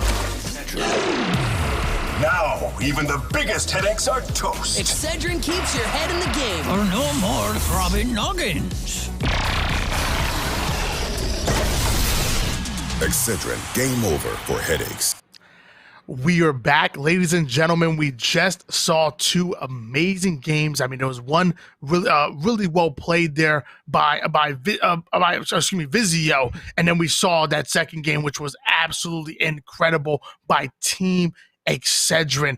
And it was just, I feel like the storyline of this tournament so far is just slow and steady wins the race. So you have to be aggressive, but you have to be able to pick the points that you want to get aggressive on. And both of those squads coming out of both of those wins did just that. Can't wait to see what that leaderboard is looking like, Zephyr. But how did you feel about that game number 2? Personally, I think this one gives us a little bit more of a clear sight regarding some of our top teams to watch out for. And of course, if you guys have been here at the Esports Arena watching our Series E Season 4, you may already have that notion. But for the 2 of us, we're just kind of feeling this one out, trying to find out who really takes the cake away here. And we've heard about Vizio. We've heard here about teams like Excedrin. And now it's nice to finally see them showing up here. And for Excedrin, especially after their kind of losses that we've seen, they're kind of been middling here. I know Yeso early on tonight was talking about watching out for this team, making sure that no one just lets them go here. That was for good reason here. They were middling these last few weeks, and like I said earlier, just 1 or 2 wins away from breaking off and taking a first place victory. Well, let's go right into that leaderboard right now here. Team Vizio still holding out on top with 38 points thanks to that amazing performance coming out of game number 1 where they were able to put 27 points on the board. Team Excedrin, though, coming out with the big win, stealing second place decisively, sitting at about 30 points. So just literally 8 points behind, so within striking distance. In third is TBA with 26, and rounding us out with our top 4 is going to be Lazarus, just 3 points behind TBA. What's that leaderboard telling you? Well, for me here, I want to look a little bit further down. You've got some consistencies regarding teams like Rolla Theory and Team Entel, but some surprising changes. Both Nerth and Razor looking a lot better this time around compared to what we've seen out of them recently. Whether they're going to be able to push that one further and seal the bill off here later tonight, only time will tell. And it's funny because, I mean, as much as I loved Team Excedrin's performance in game number 2, as we're going to bring up that high performance moment brought to you by Mobile One, but it's kind of tells you how dominant that game number 1 was by Vizio, putting up 27 points just in game number 1. Meanwhile, Team Excedrin putting on a dominant performance in game number 2, which was textbook. However, only able to put up 30 points between both of those games. Meanwhile, Furia just absolutely ripping heads here in our high performance Mobile One high performance moment. I mean, tell you, man, They were playing lights out. It just literally 1 or 2 mistakes ended up with their demise. I'm telling you, if those get corrected, it might have been Furia coming out on top and stealing away game number 2. Right, there's 3-on-3 potential throughout the majority of the game that we got the opportunity to see was pure perfection. We see here in our high performance moment how quickly they were able to find their way into the building and wipe this squad here. The only reason, like you said, one of those few little mistakes was they weren't really keeping track of their further moments, the extended future of the game. Their zone positioning was nowhere close enough to where they needed to be for the later states here. And as a result, when they finally got to the position where, yeah, they had beaten everyone else on the north side here of World's Edge, but that's not going to cut it when you have to make that dive, move across the gap to where the real finalists are here.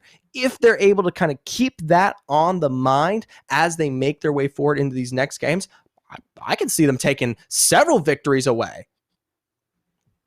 Yeah, and I'm rooting for this squad as well because I love seeing a crypto and competitive. I think it's one of my favorite legends that we have, and such an underrated one. I talk about how important IGLs are, and if crypto to me seems like the ultimate IGL legend. You're able to literally map out your route in that drone, and then the EMP to start off your pushes is it's so invaluable. Like I said before, I'm really surprised we don't see more crypto in competitive play. But now we're going to see what Fury can do with it going into game number 3. Again, Team Excedrin dominated game 2. Team Vizio had enough of a standout performance in game number 1 to really hold on to that lead, plus a decent one in game 2 as well. We're going to see who else can stand out because those games, they're getting shorter and shorter. We're getting to the end game. We're already about halfway through our tournament here. Right. I was about to say we're one game away from that midway point, and at this moment, all these teams have gotten the opportunity to feel each other out. I honestly think games 3 and 4 in any tournament are going to be the most balanced that you see. Games 1 and 2, you still got some early notions of squads, just getting an idea of where everyone kind of drops and where the rotations may be coming through that day. Games 5 and 6, that's when you got a lot of teams back up against the wall looking for as many points as possible. This is where you get to see squads play the game the way they want to. So looking for some of those win conditions, you yourself bring up a lot of the slow and steady. I'm curious to see how that might come into effect. For Excedrin this time around, though, not as successful coming into game 3 here. Droolers, they're quicker to the take this time around. They already find the first knock. I love the fact that Jewel is willing to stand their ground. I mean, they haven't been successful with these engagements against Team Excedrin, but it looks like they're not. They're saying, "Hey, look, this is our territory. We're going in." But as I say that, they end up losing their seer immediately. So now we have another 2v2 scenario. The wingman shots are starting to connect. But Kim Chile is going to go down immediately, leaving enemy by himself. Jewelers can collapse. Dome down here in response from Shadow. Rock Monkey getting the full bat up. Now Flesh here for Excedrin, trying to play around the last moment of the shield, over and against the wall, but it doesn't matter. Rock Monkey on from the back there. A quick Peacekeeper shot to seal the deal. Now some revives all the way forward for Droolers to take this one further. And this, yes, like you said, is the first time that we have seen this squad take a successful fight against Excedrin. Game 1, they weren't quite able to do so. Game 2, they themselves fell. And now game 3, well, they're the winners. I mean, a great job for Team Excedrin. Let me tell you, man, they made it hard on Droolers. Even when they went down to just one player, you notice how enemy was able to pull off a double knock right there. So they traded off knocks, but luckily Droolers having one more player alive to come in for the revives. Now we're going to see what Droolers can do for the rest of this game, because again, Team Excedrin off the map. Now they have all of these resources, all of this for the loot. Which let me tell you, I think it's G2 that lands here all of the time. If you can win your engagements and come out of this area, you're usually going to come out on top as far as shields and as far as other resources such as weapons, ammo, etc. Right.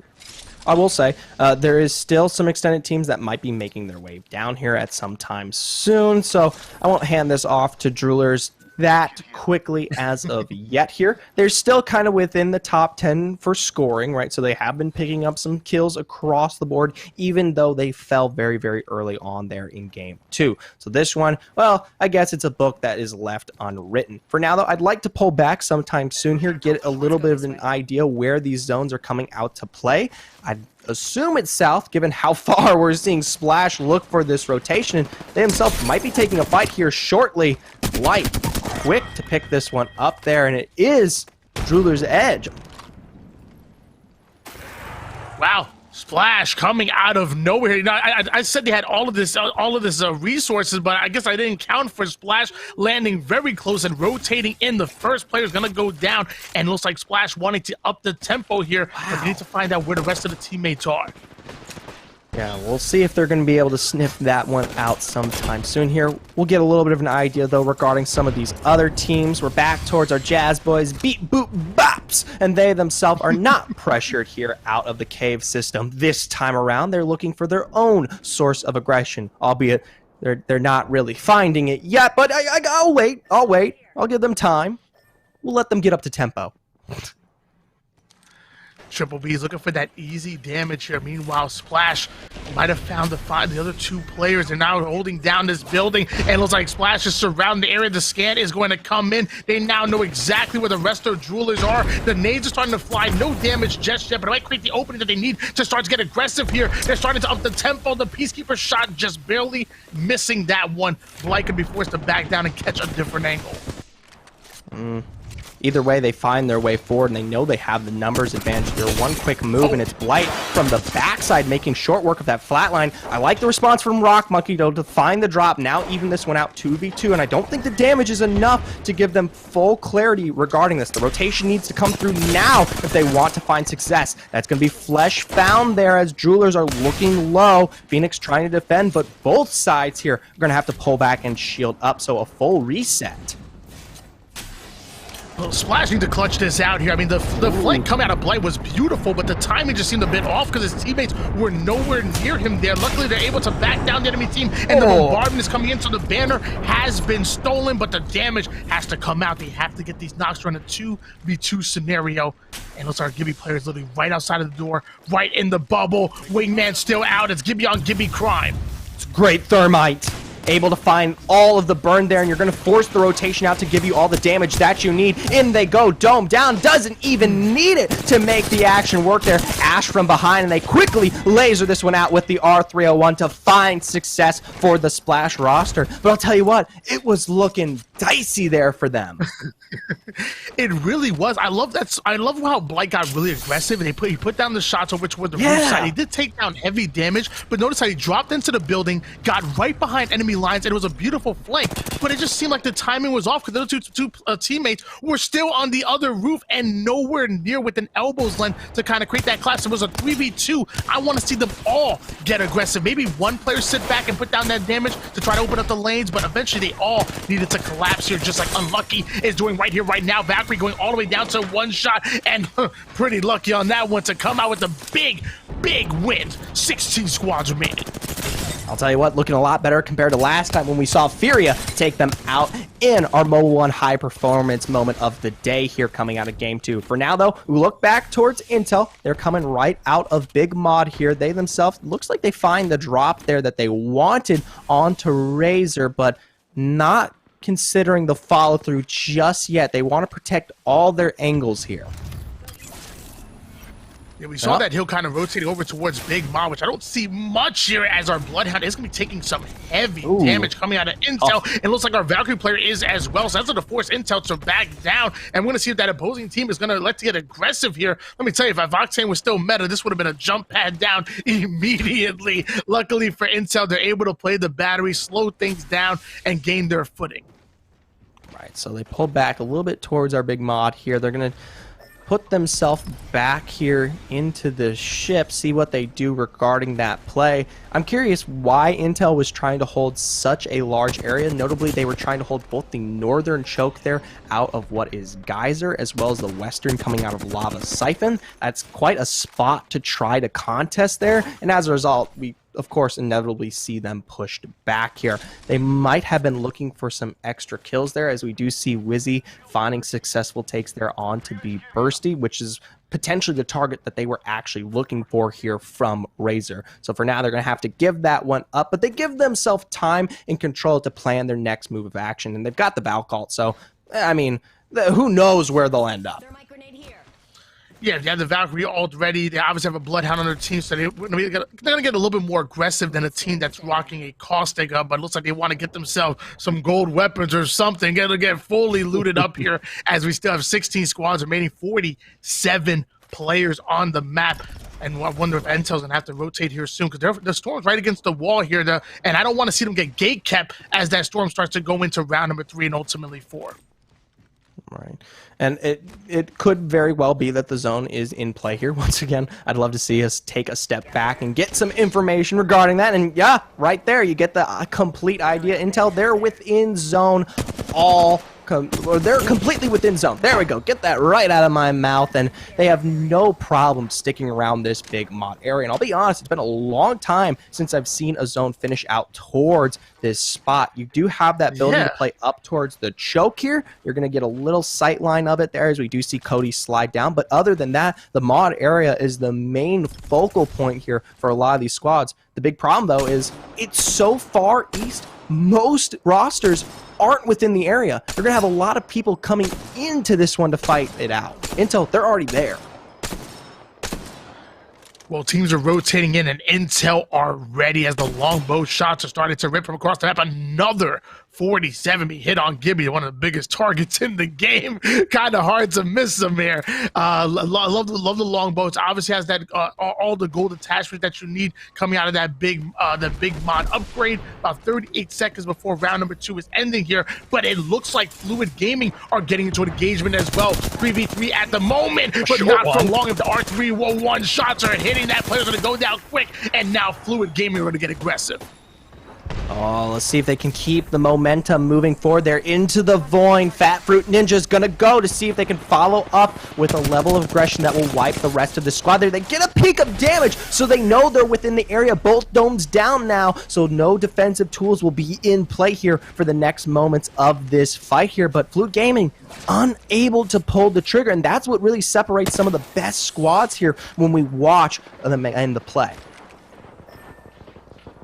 But also our Gibby player is actually going to go down, and Bloodhound losing most of his shields and almost all of his health, and that's going to be down. So Wraith forced to rat it out, and I don't think Wraith is going to go in for the challenge. Like he wants to get out of dodge. Wow, Fluid Gaming were looking so good in that engagement, but multiple players going down. Wraith by herself. Right, and that's Furia coming up from the backside, hearing the shots, looking to capitalize here, getting a notion of where these players be.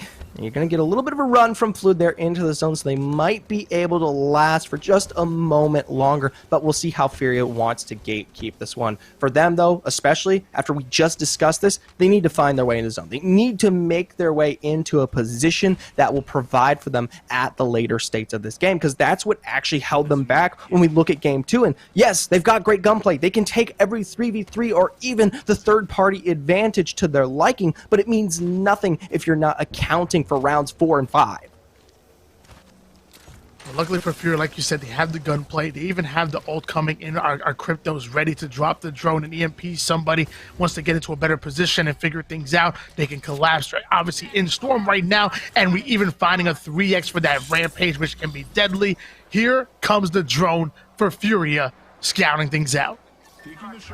I know you brought this up, but I love the crypto, and it's something that we actually do get to see drafted a lot in the EMEA region. North America, not so much one to pull it out every so often. They're a bit more aggressive in terms of the tempo, and as a result, they don't give a lot of time towards the crypto in terms of the setup it does provide here. Still, though, I think it's a great tool. We talk about the setup it does give towards teams when they look to make kind of that step-by-step analysis for how they're going to at least make their way to these next positions here. Furia, they themselves already being that drum for, trying to sniff this one out, see where they might go. They haven't given us a notion, but hopefully they're planning.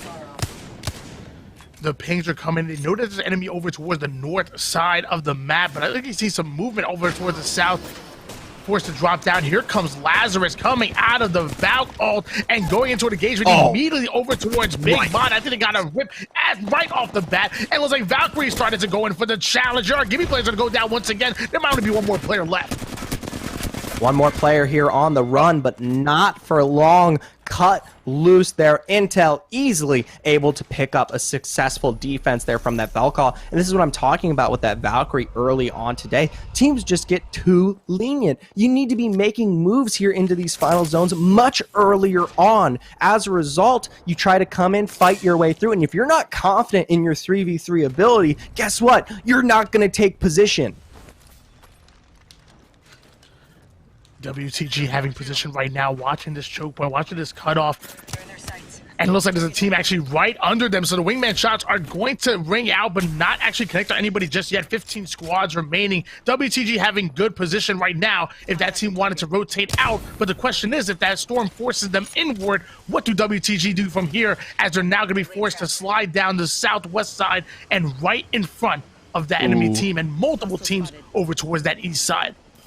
Thankfully, Geyser's got a lot of space to work with, though. There's many places to build yourself within to give you some, at least, momentum for the future here, right? So WTG, while there is a lot of squads within the area, if they play this one appropriately, should be finding themselves into one of these spots that is safe enough. For now, though, I mean, this looks aggressive. This looks like they're finding some sort of take. They already break the shield there on that Gibeon. Maybe into the building here, they could find the rest of that fight. And looks like they're just waiting for that Bloodhound scan to come in, a secondary scan, and they might get really aggressive and start to engage that team. Meanwhile, Splash are ready to hold their ground. Shots are starting to ring out. The storm is closing in. There's a whole lot of fight. We have 15 squads remaining, and honestly, the circle is not big enough for all of them.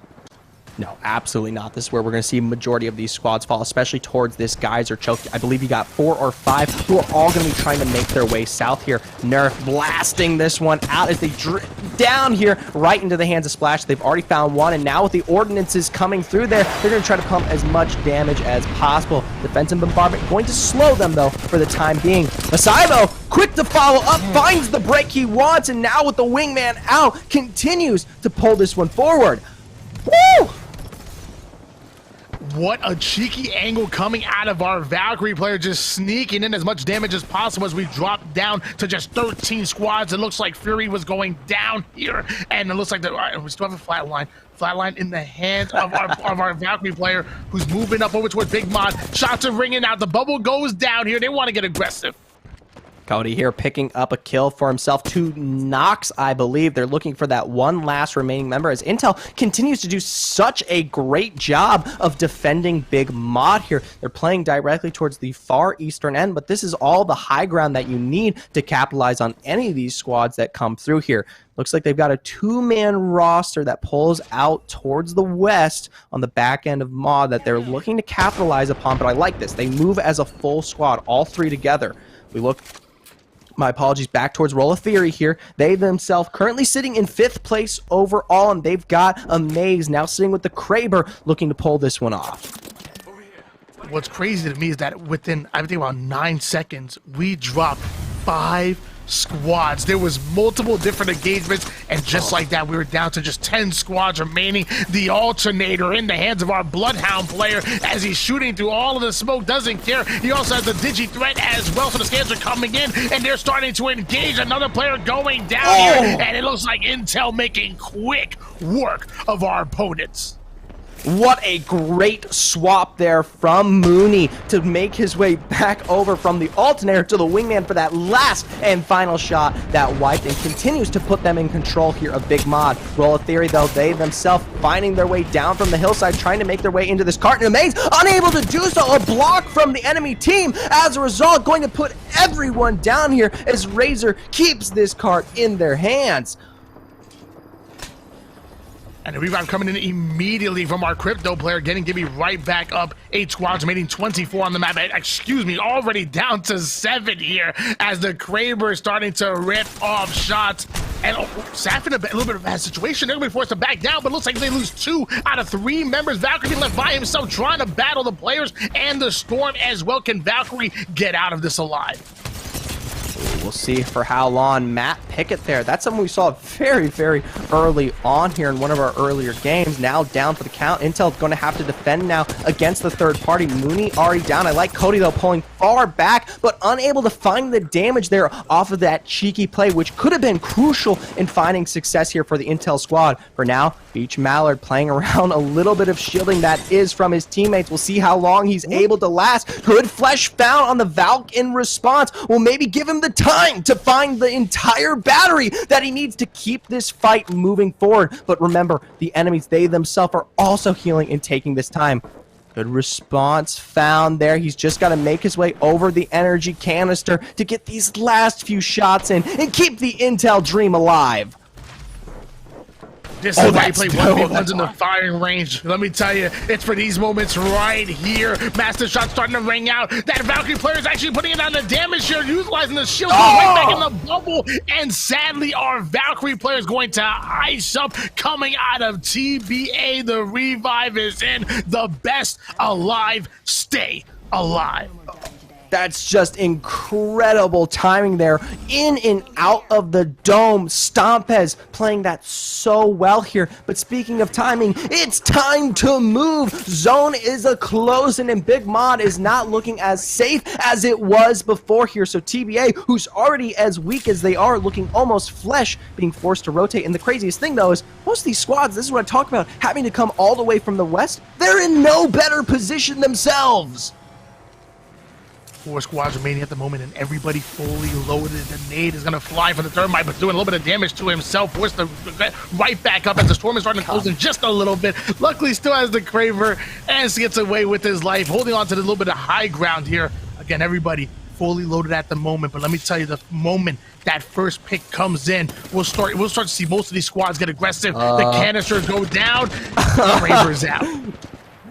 I don't even think it matters what gun you run here. There is no escape from that position there. I'm pretty sure this is a 3-squad game without a doubt here, and I love it. Razor, they pushed them down. I'm surprised they found their way as far deep as that. They should have just taken the fight and not thrown it away here. As a result, we're 30 seconds away from that zone, ticking them out from this game as a whole here. Razor, they've got other problems to worry about.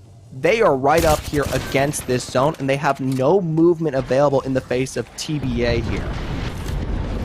Well, the EMP isn't coming from our crypto player, but with multiple teams really close, I'm not even sure if they're going to get that value out of that crypto drone as Valkyrie starts to come up, puts in that damage, gets some information here, and Razor, now the meat in between the sandwich, the ultimate bombardment is coming in, forced to take the portal out. That team's going to live to see another day. Meanwhile, Razor getting into a whole new engagement. We're already down to 3 squads.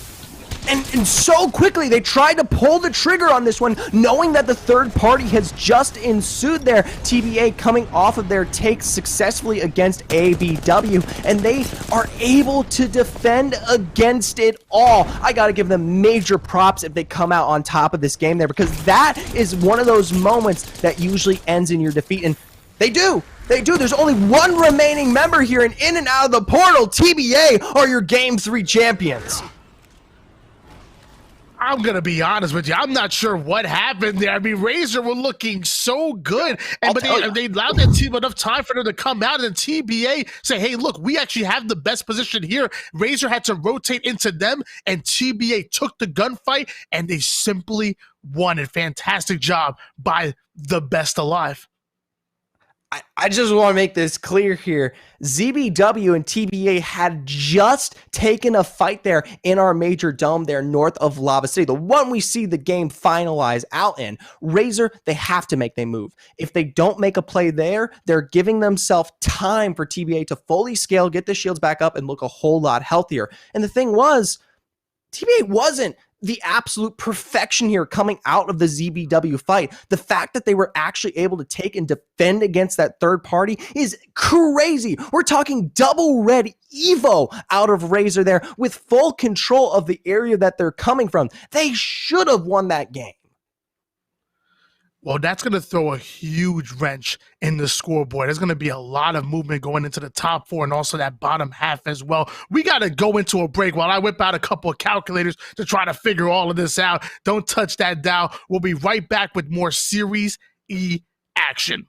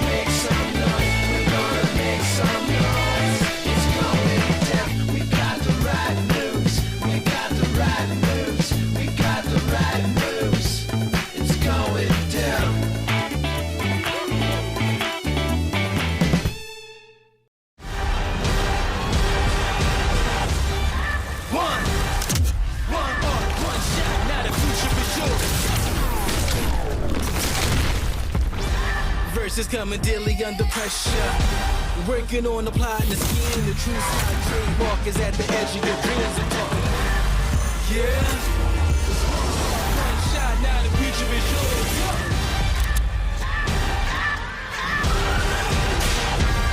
I'm turning dreams into reality. In the lab with the formula and chemistry. Your memories spark and motivate and make the industry shake. Put the bars in the place. I'm talking one chance to have a soul. Go for the goal. It's one shot. Now the future is yours. Let's go.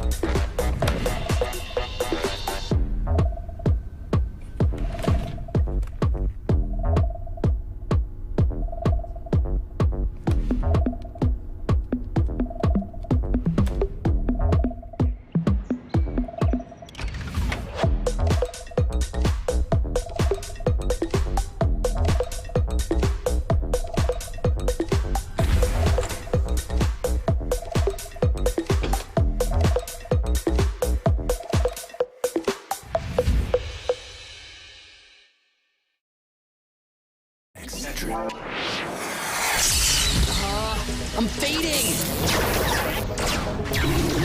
One bad headache can crash your entire game. Excedrin relieves headaches fast. Excedrin, game over for headaches. It's refreshing, refreshingly sweet, but without sugar, 0 calorie treat. Now all our top flavored splash. It's fruit freshin'.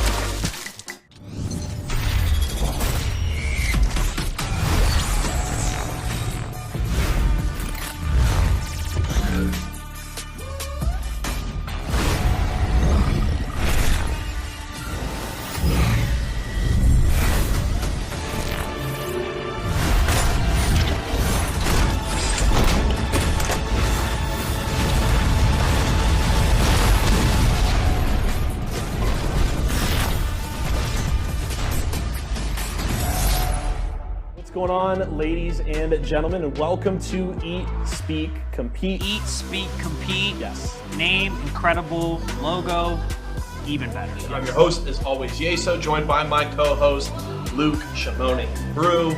There's a lot to unpack there. I don't even know where to start. If one of the North American teams doesn't win, their 2021 season is done. I got my fingers crossed. I think you got this. Let's turn more towards the competitive side. They finished strong. Like 35-2. They finished strong. Really, if the only intent is, hey, let's make this game as esports as possible, then sure, but that's never going to be what Nintendo does. And I'm very curious to see what kind of their first take on what a Valorant World Championship should look like. Dang. That's super fun sounding. Yeah, I think it's gonna go. That sounds super fun. I think that like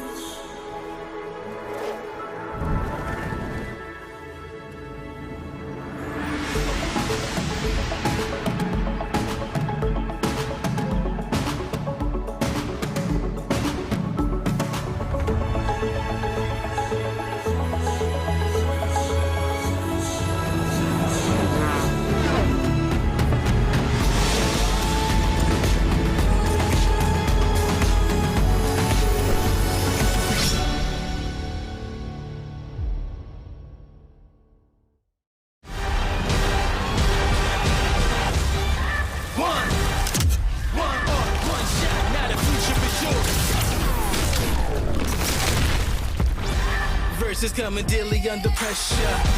Working on the plot and the scheme. The true sign trademark is at the edge of your dreams. I'm talking, yeah. One shot, now the future is yours.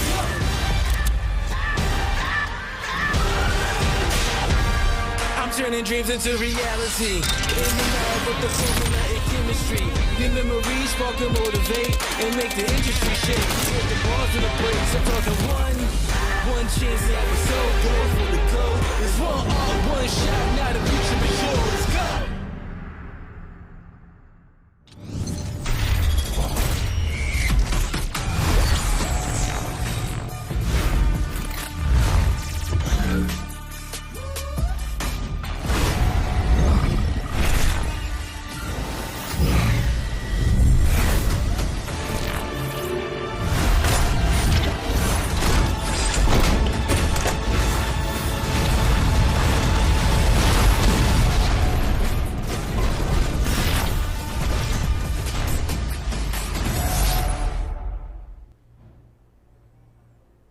It looked to be all partnered squads in the first half, as it appeared that Team Razor was on their way to close out the first 3 games with a victory, but TBA had something to say about it. They snatch that win away, take out Unlucky, and grab the victory there in game number 3 to round out the first half of play here in week number 3 of Season 4 of Series E Apex Legends. Well played there from TBA, and a familiar face on the squad as we see Stomps, a former Series E pro, competing with the team. Let's check out our player of the game for game number 3, and it's going to go to Sung here. 5 kills and 3 assists and over 1,600 damage playing on that Caustic. Well played from TBA, and a good fight there with Team Razor. As you heard Zephyr and Tony mentioning, it looked like Razor was honestly in a perfect spot, a well done setup to take that win, but TBA are able to win that fight, knock out Razor in 3rd place, and grab the win. So well played from them. And now that will make things very interesting going into our final 3 games of the night. The race getting very tight at the top of that Mobile 1 leaderboard, and our friends Tony and Zephyr will check that one out when we head back to them. But we are going to go to a quick break, but don't go far. When we come back, we'll kick off the second half of games here tonight as Series E Apex Legends returns in a few.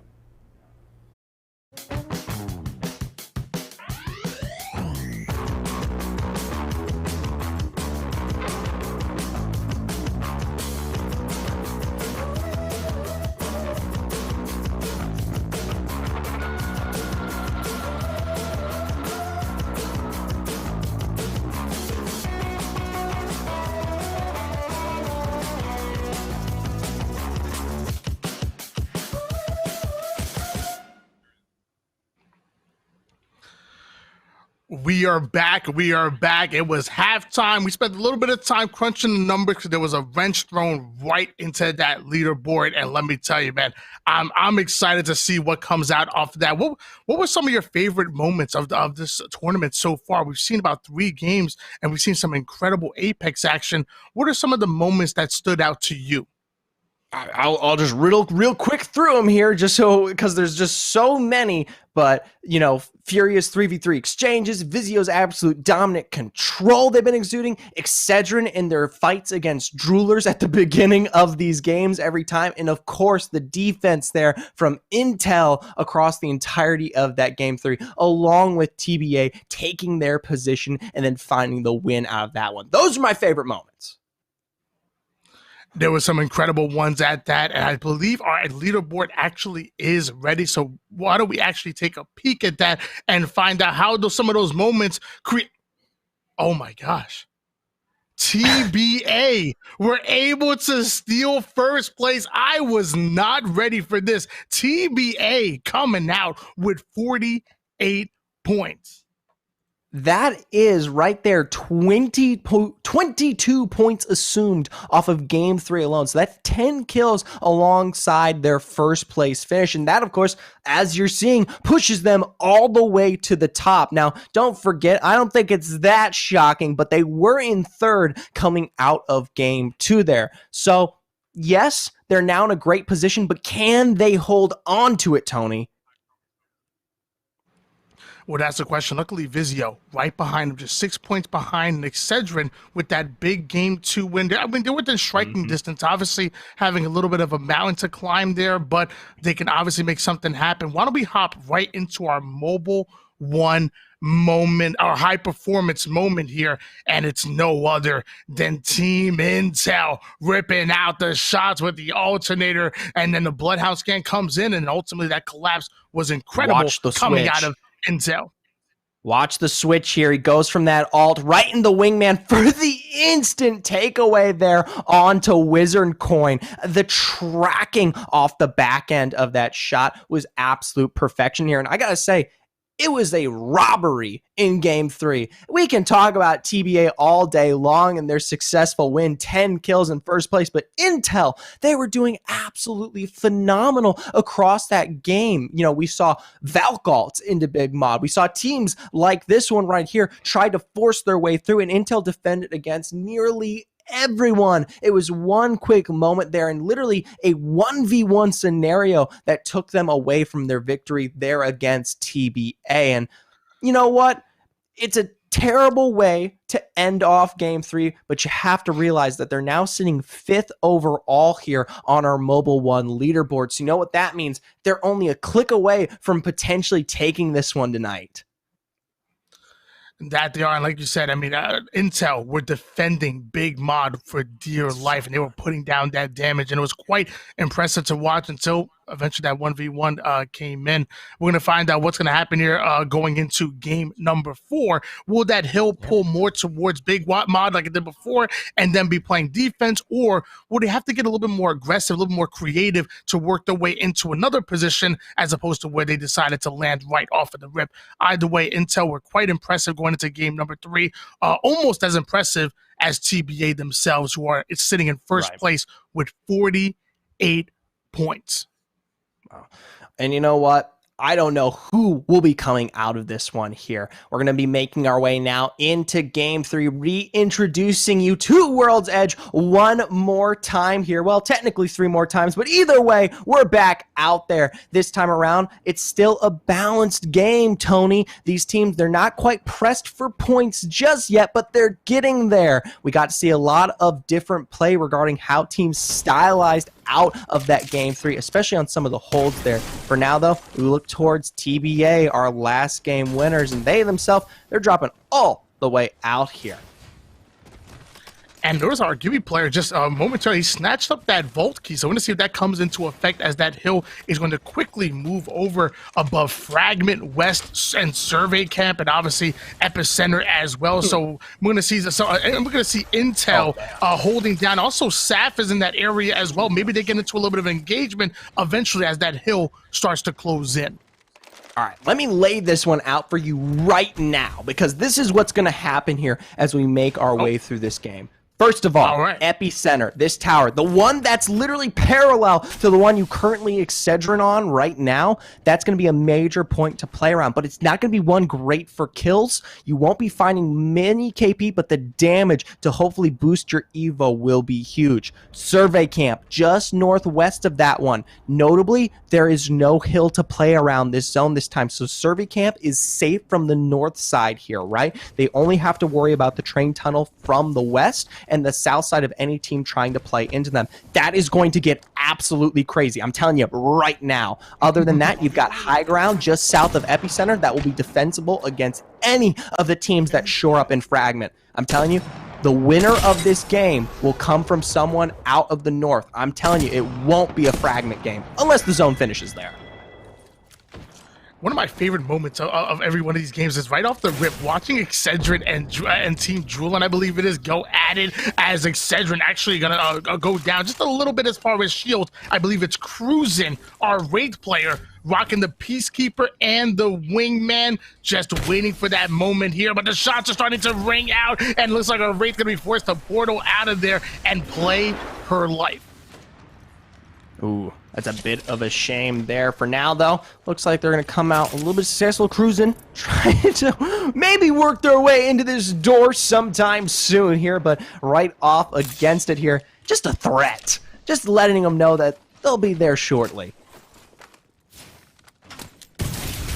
in the hands of Cruzen at the moment. The nades start to fly out. It's actually a thermite going to absolutely obliterate that door. Enemy's kind of a little bit behind Rock. I think he's the one with the longbow who's sniping a bit. And the Peacekeeper just peeking out, looking for a head, but nobody home. Nobody's home there. It was such a quick rotation out there. Excedrin might have been able to find them from the backside, but were unable to do so. They themselves got to be careful to defend against that northern pillar here. So for now, it doesn't look like anyone comes out on top of this engage for the time being. And the craziest part about all this is some high-octane action, well, at least for an early game, that will not matter, you know? This is a zone that pulls all the way towards the north here. Both of these teams, they've got to get moving. Bursty now going to get that height advantage here with the R301. Gold down 36 to the purple shield and getting aggressive. That's the opening that they needed. EMP's in. Players' health are going down. Massive shots are starting to hit. And Bursty is bursting through the door. Wow, and easily he turns right around there. That could have been a great take there for that Loba Bevy to find a successful return there onto Bursty, but was unable to do so here. So Razor now looking for a little bit of revenge coming off of Game 3. They know that game was in their clutches, and now they look to shore this one up instead, and for good reason. Coming out of that third game there, they're sitting still within 8. They need a whole lot of points to find their way into either top first or second. We're going to find out what they can do. You know, there's still enough time. There's still enough games on the board here, so just taking it one game at a time. And one thing's going to help you is making some batteries. You craft yourself some battery. Actually, it looks like you need some ammo there. I'm going to craft yourself some ammo instead. Doesn't have the Loba on this squad, so you got to go back to other methods when it comes to finding that ammo, all right? You got to be poor like the rest of us. Either way, we're going to be back out towards this train tunnel. We didn't get the opportunity to talk about it. We only talked about how it's defensible against Survey Camp, but you usually get about 2 or 3 squads here. Notably, no squad will be able to play out the northern exit of this one, only the eastern take into Survey Camp here, so you won't get as many congested regarding some of the internal carts here. For now, we're back, though, towards Excedrin. It looks like they came up big here against Droolers. That they did, and now notice how Rejects actually changing their course of action. They actually added a crypto to their lineup. I think it's Young Pup who's rocking the crypto now. Meanwhile, Excedrin just holding up top. Unlucky, getting into a bit of an engagement. The R-Stars coming in. Great the Mastiff is starting to hit. That's going to be 36 on the first play. And actually just ripping off 1 shot, putting down the bubble, but sadly he's going to go down immediately. Unlucky or not, in a lucky situation with a coming out on top because the firepower is simply too much. A fantastic arc star to start that one off directly into zone there. We'll see if they're going to be able to get the revive up here, but this is what I'm talking about. The survey camp area is a monster to try to play into. They're lucky it's early because there's not a lot of squads that would be looking to third party right off the bat here in round 1. Try that later and you won't be as successful. There'll be someone looking to take your spot in one of these very few carts that are in play. For now though, Unlucky, they're fully healed up. They're looking good. They're ready for their next step of action. And I'm not sure if my eyes deceive. It looks like there's another Valkyrie player literally just ratting it out right under them. And I'm not sure if they're well aware of where he is. And they don't have a Bloodhound to go in for a scan. So that Valkyrie player might just be big chilling. Cody. And it looks like it's going to be Cody coming out of Intel. Our Tomcat rat here. We'll see if they're going to be able to swipe them out from underneath. For the time being, though, I don't think they're going to be working their way out from that cart. So Cody going to be able to survive for just a little bit longer. The problem, you've got Bloodhounds. You've got what is a little bit few when it comes to, my apologies, the cryptos, the Valk ults that will be coming through. Eventually, Cody will be found. Yeah, you notice how the team that's actually right into the building right next to him is rocking a Caustic Gibby Valkyrie, but the Bloodhound skin came from a third-party situation coming up right behind him over towards the west side. So it looks like that just them throwing the nades, them just firing off, kind of lets them know that there's a player right under them is Unlucky, who's currently holding things down, and another sonar being detected. So in case they didn't know that there was 4 players here, they definitely know now. Well, for the time being, I don't It's so crazy because you could just see him right there on the cusp there of Prodigy, just below him. You'd think maybe if he just stares for just a moment longer, he might see the little wings that are popping out from under the floorboards there. But either way, for now, we're going to start talking about a little bit of what is becoming of this survey camp region. Like I said, it's a bit of a mania as we start working towards rounds 2 and 3. We'll have to see how these zones pull, whether they leave this area or maybe they work more towards it. You're beginning to get maybe 2 or 3 squads that are playing into the additional buildings that are on the back side here. You already see one right there from Aces pulled out toward the west, and each of these will become high priority real estate for any squad that tries to fight their way in. And my anxiety's kicking in from Cody over here, man. I don't know what he's going to do to try to rotate out of that situation. I know he wants to try to get out, but the moment he does, he's going to be spotted immediately. And now the team is so confident that they've actually started crafting. Like, oh, yeah, that's a caustic team. They ain't going to push us. Let's just start crafting. We're good. Well, in and out here, Fluid Gaming trying to play it back against the corner here, unable to do so. Of course, it's Furia. No one else would move that quickly into a building, into a position that usually any team can hold them back. Furia, they make quick work of this 3v3 and now are in complete control. The problem, they've got a long ways to go if we're talking about further zones, though. 15 squads remaining, a minute 30 seconds before this hill is going to close in, but more, I mean, just easy resource coming out of Fury, as if they don't have enough. They have 2 players rocking gold armor, one with that red, and we're seeing that hill going to start to pull over towards Epicenter. A weird hill at this one. There's going to be a lot of open ground. So, I mean, I can imagine those longbows and those sentinels and even the charge rifles might take effect on an end zone like this that's moving over towards Epicenter. Yes, yes. You're talking mid to long range. Absolutely, that comes into play, especially if you're not working within that survey camp. We didn't get it, but this ridge up towards the northern side is definitely something that teams like to play around here. And that can be very good when we talk about capitalizing on some of those weapons that you bring up here. Of course, the team that sits in the spire here at Epicenter probably also has the long range to work with as well, but we don't quite know who's up there just yet. And Roller Theory just chilling out right now. Looks like it's a crypto versus another crypto because they've actually just been detected by that crypto. So I'm really interested to see how Roller Theory are going to play this one. They're holding down the bottom side here, not forced to actually rotate out or even in just yet. But eventually, they're going to be pushed. Eventually, that team is going to steal away this position here, especially as round 2 hill is starting to close. Right. You're going to get a lot of squads coming up from Fragment in just a moment. I don't like this spot. I would much rather see a squad play out a little bit more south where you have the high ground to work with. Just anywhere but here. The only place on Epicenter specifically that's good is the spire itself. Everything else around it is much more advantageous. Playing such a low ground here will more than likely come back to bite Roller Theory as this game continues to go on.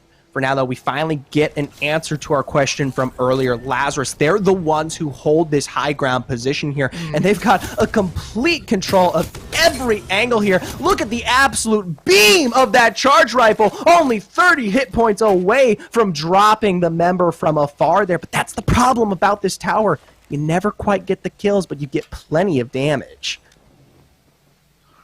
And notice the moment he actually upgraded that to the purple shields, he's going to swap it out immediately. I mean, the charge rifle, it may not be the ultimate finisher, but let me tell you, you can cheat that damage and upgrade those armors, as you're going to see an ultimate coming here soon, so you can steal away those resources, that snipe ammo, those nades. Those are some of the things that Loba allows you to do. Meanwhile, Razor rocking a little bit of a different character as well. That crypto, which you said is really popular over towards the EMEA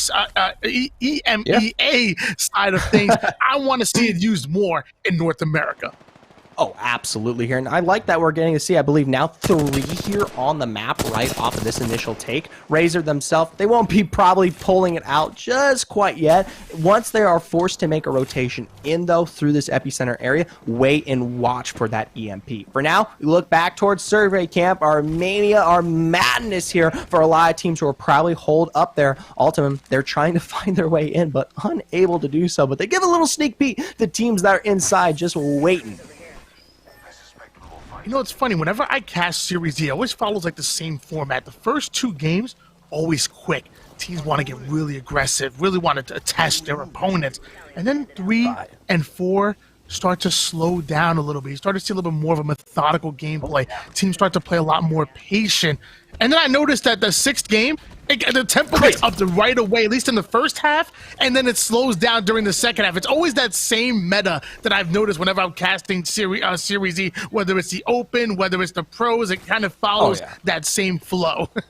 I'll tell you what, it's one heck of a dance, and it'll leave you breathless towards the end there. And I love it. Either way, every single time I cast Apex, it tends to follow the same pattern here. You get a little bit of a learning curve, games 1 and 2, a little bit of some mess-ups, hence the high-octane action, 3 and 4 being the most balanced, and 5 and 6, where everyone's just fighting for the last muster bit of points. Splash here, they themselves, though, they're looking a little bit worse for wear there, as you've got that defensive bombardment coming down in response. Nox gas grenade gonna be thrown out here from Blight. You see a little bit of the tick of health, but not quite what they want here on Rolla Theory, who currently sits below there from earlier, and they're actually almost looking completely fleshed. They got to take a step back. They've got to heal. That's a bit of a waste on the ulti.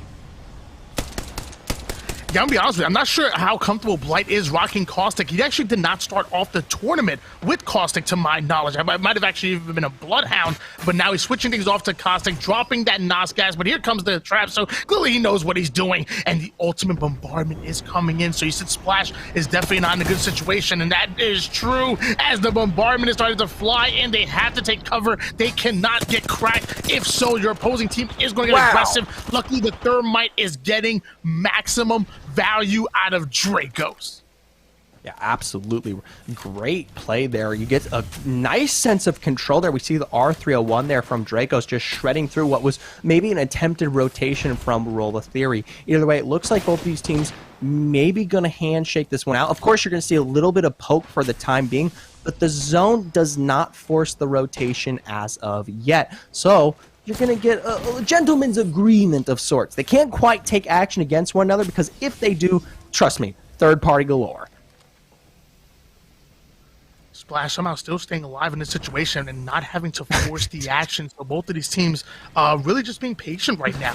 Rampage in the hands of Jibby, 36 across the board, cheeking out a little bit of damage. I promise you, the moment that 2 players get cracked and the other team doesn't take much damage, you'll start to see them get aggressive. But as of right now, they're just big chilling. They're just big chilling right now.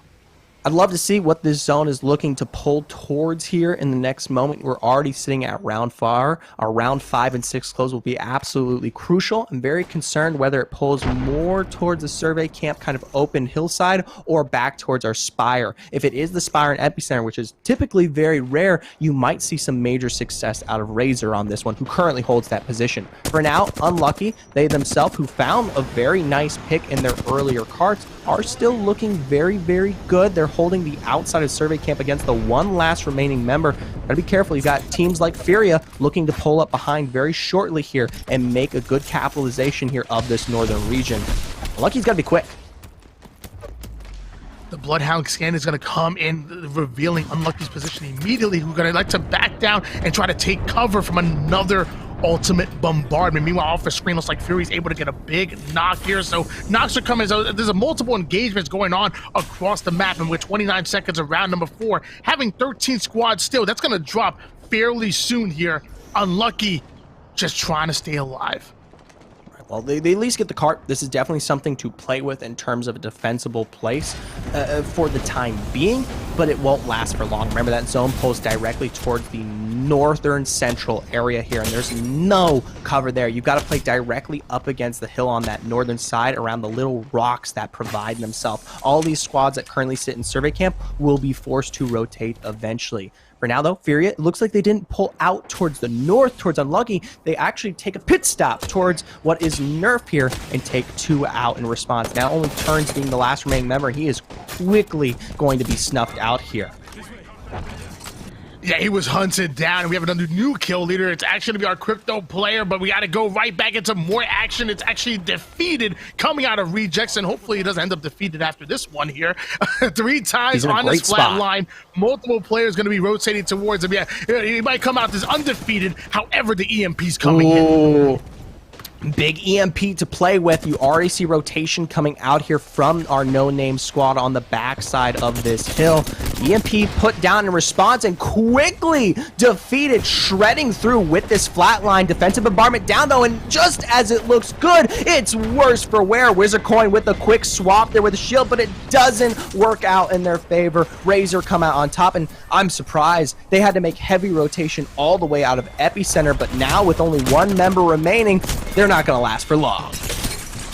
That play was actually between two different teams, and sadly, I'm not good at math, but I know a 1v6 is not looking good for that player. He's going to go down immediately after Rejects got rejected quickly. Meanwhile, Fury sucks, who definitely doesn't suck at that, rocking the Loba, rocking the L-Star, and hitting shots galore, forcing that team to back down and keeping the height advantage is Vizio. Right, Vizio here. This is something that I really like about this team. They do a great job playing off of double angles here from Fury and Scissors respectively. You see how they try to create a kind of counterbalance from the two positioning that really pincers a lot of these teams. And the thing is, they've got complete control of this higher end ridge, so they're able to do such a thing. This is how we saw them win the initial game here tonight, all the way down by, I believe it was Thermal Station. You know, I love that. And then on top of that, you know, obviously you don't have a Wraith who's able to enter the void and pull back. But let me tell you, a good Loba player can easily bracelet back to his team when things get really dicey. So having a similar movement in it, in my opinion, to be honest, that bracelet sometimes can be even more versatile than entering the void. You know what? I love the way Vizio's playing, and I love that breakdown coming from you. I'm noticing it right here, right now, as they're still holding on to the high ground, but the Valkyrie ult's flying right over them. It looks like that Valk ult doesn't find the position that it wants. It's actually going to be going all the way down towards that low ground, and of course you got that double bomb action, and Vizio, they don't care. They don't need to force any level of aggression. They have the best spot currently within this grain. And Fury, he's just lighting it up across the board, just pumping out any damage that he can muster here with this L-Star.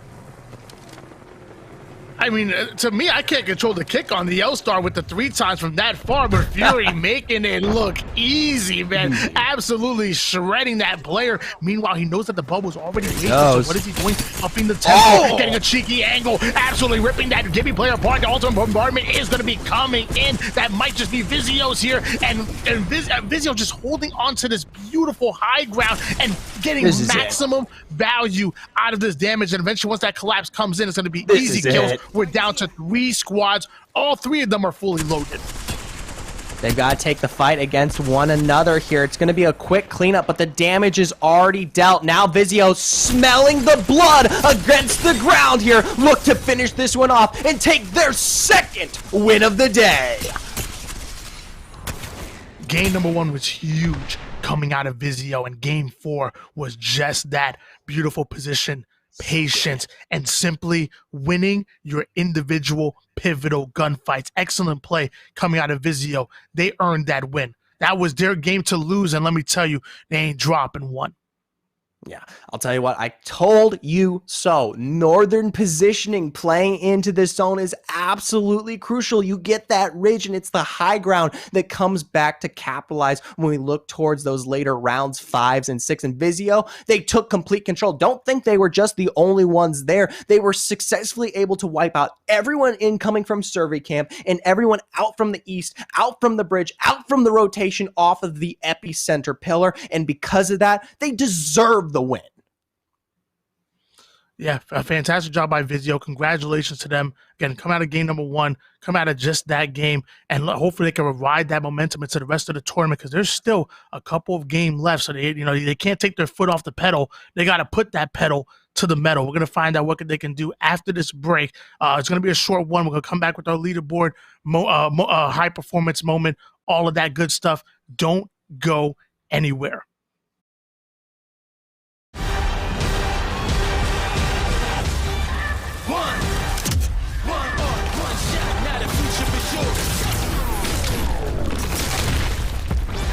Verses coming daily under pressure.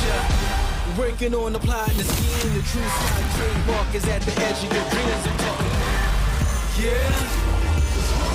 One shot, now the future is yours.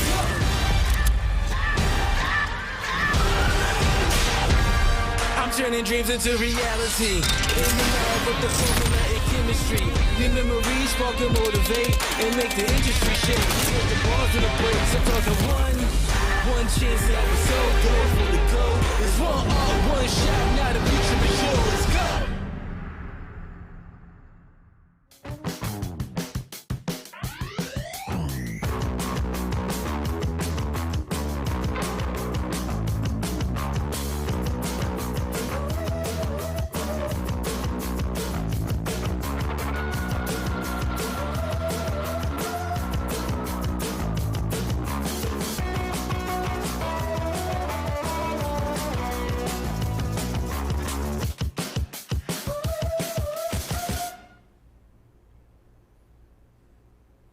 Vizio's back once again with their second win of the night. They're taking the victory in game number 4. Patience pays off, and Vizio comes out on top once again. We got a good look there at Fury closing things out, and we've been watching that Mobile One leaderboard throughout the night. Going into game 4, TBA was able to take the lead away from Vizio, but I think Vizio is going to be back on top after that one. Let's check out our 4th player of the game here for tonight.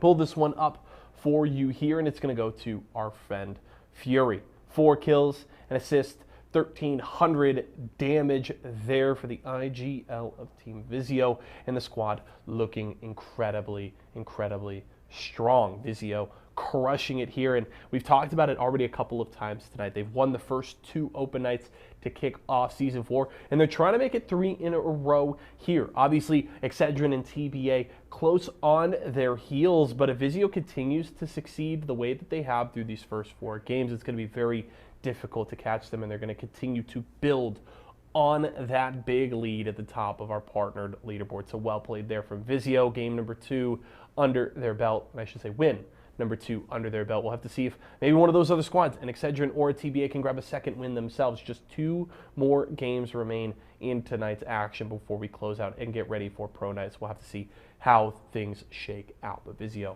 with another win there. We are going to go to a quick break, though. As Tony mentioned, we'll be back. We'll check out that Mobile One leaderboard in the high performance moment and get ready for game number 5. Don't go anywhere. What's going on, ladies and gentlemen, and welcome to Eat, Speak, Compete. Eat, Speak, Compete. Yes. Name, incredible. Logo, even better. I'm your host, as always, Yeso, joined by my co-host, Luke Shimoni. Brew. There's a lot to unpack there. I don't even know where to start. If one of the North American teams doesn't win, their 2021 season is done. I got my fingers crossed. I think you got this. Let's turn more towards the competitive side. They finished strong. They were like 35-2. They finished strong. Really if the only intent is, hey, let's make this game as esports as possible, then sure, but that's never going to be what Nintendo does. And I'm very curious to see what kind of their first take on what a Valorant World Championship should look like. Dang. That's super fun sounding. Yeah, I think it's going to be awesome. That sounds super fun. I think that's like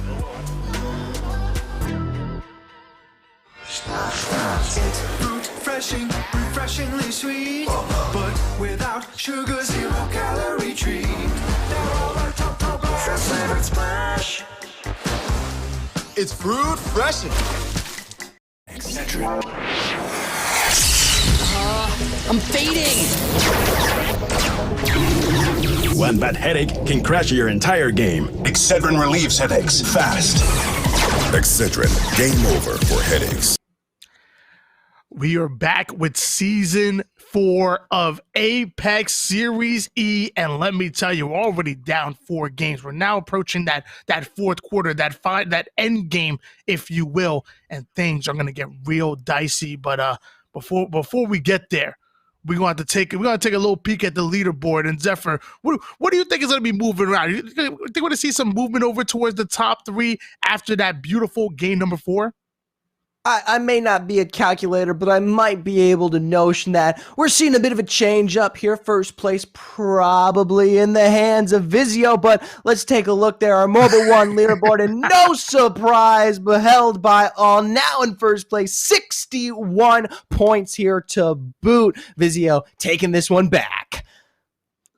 That they are, but you don't count Team Excedrin out just yet. They had a big, I believe it was game number 2, where they actually pulled off a big win, and they're only 10 points behind Team Vizio, who had a star-studded performance in game number 4. TBA only 1 point behind Team Excedrin. We've seen what TBA can do when they run hot. And then from there, there's a bit of a drop-off. Unlucky and Lazarus would really have to pop off in ultimately in game number 5. And then our top 3 would have to kind of fall off just a bit. But I don't want to count anybody out just yet. This is Apex, baby.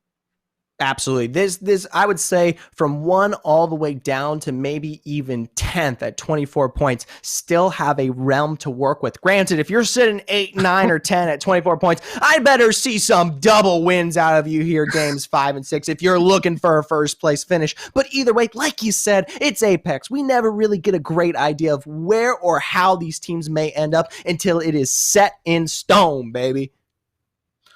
And one thing that's not set in stone is your position going into season 5 and beyond. You know, some of these teams that are partnered are going to be relegated. So you might see the likes of TBA. You might see the likes of Unlucky start to fight in when the season 5 qualifier opens up, because they want a spot of their own. So watch out for some of these faces. They may be newer to the scene right now, but they are looking to make a name for themselves, and they might be one of those partner squads going in. But you know what? I think I got a cue. I think my boy told me that the Mobile One high performance moment is ready. And of course, who other than Vizio? Let's be serious. Oh, no surprise there. And this is those angles I'm talking about. We saw them all game long here from Vizio, but Fury just makes them look even better here. Knows how to work the action, easily picks up some quick damage there. But more importantly, it's the follow through here, finding that right moment to get on top of this last remaining team after this fight, and third party for victory.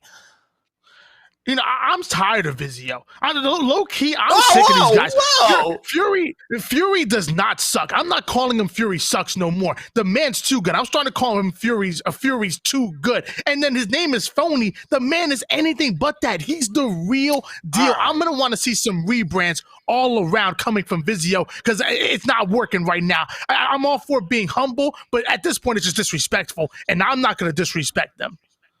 Okay, all right. For a second there, you had me on a loop. I thought we were starting to dish it out dirty here, but apparently not. Vizio, they're going to be kings for the time being here. But let us remember, Excedrin TBA, they're just a moment away from stealing this. We didn't get to talk about it, but it is something to point out. TBA, they dropped from first after that game. They're now sitting in third. Excedrin actually managed to surpass them. So while yes, they're still within the realm, easily only 10 or so points away from capitalizing, finding their way back up onto that board there, they still need to make it happen.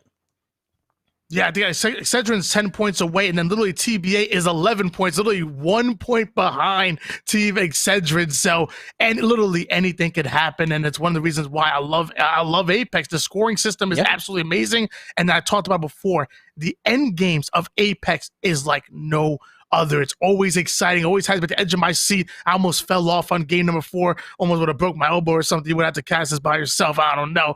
Either way, game number 5. I think it's going to be the same thing. You said it, there's a meta that comes with these 6-game tournaments.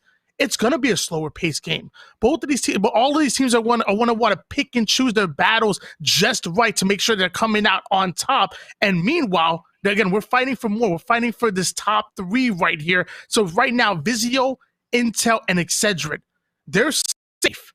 Razor, Splash, and Nerf are in danger of being relegated, having to go back into the qualifiers to earn their spot. Now, I say that, meanwhile, I mean, Razor, they're only 18 points behind Excedrin. So even though, you know, obviously there's a big lead going in favor of Vizio, and maybe Intel might not be in striking distance coming out with the big win, it's all about those accumulative points, because you don't want Excedrin to come out on top and then Razor to steal their spot, and ultimately they're going into relegation.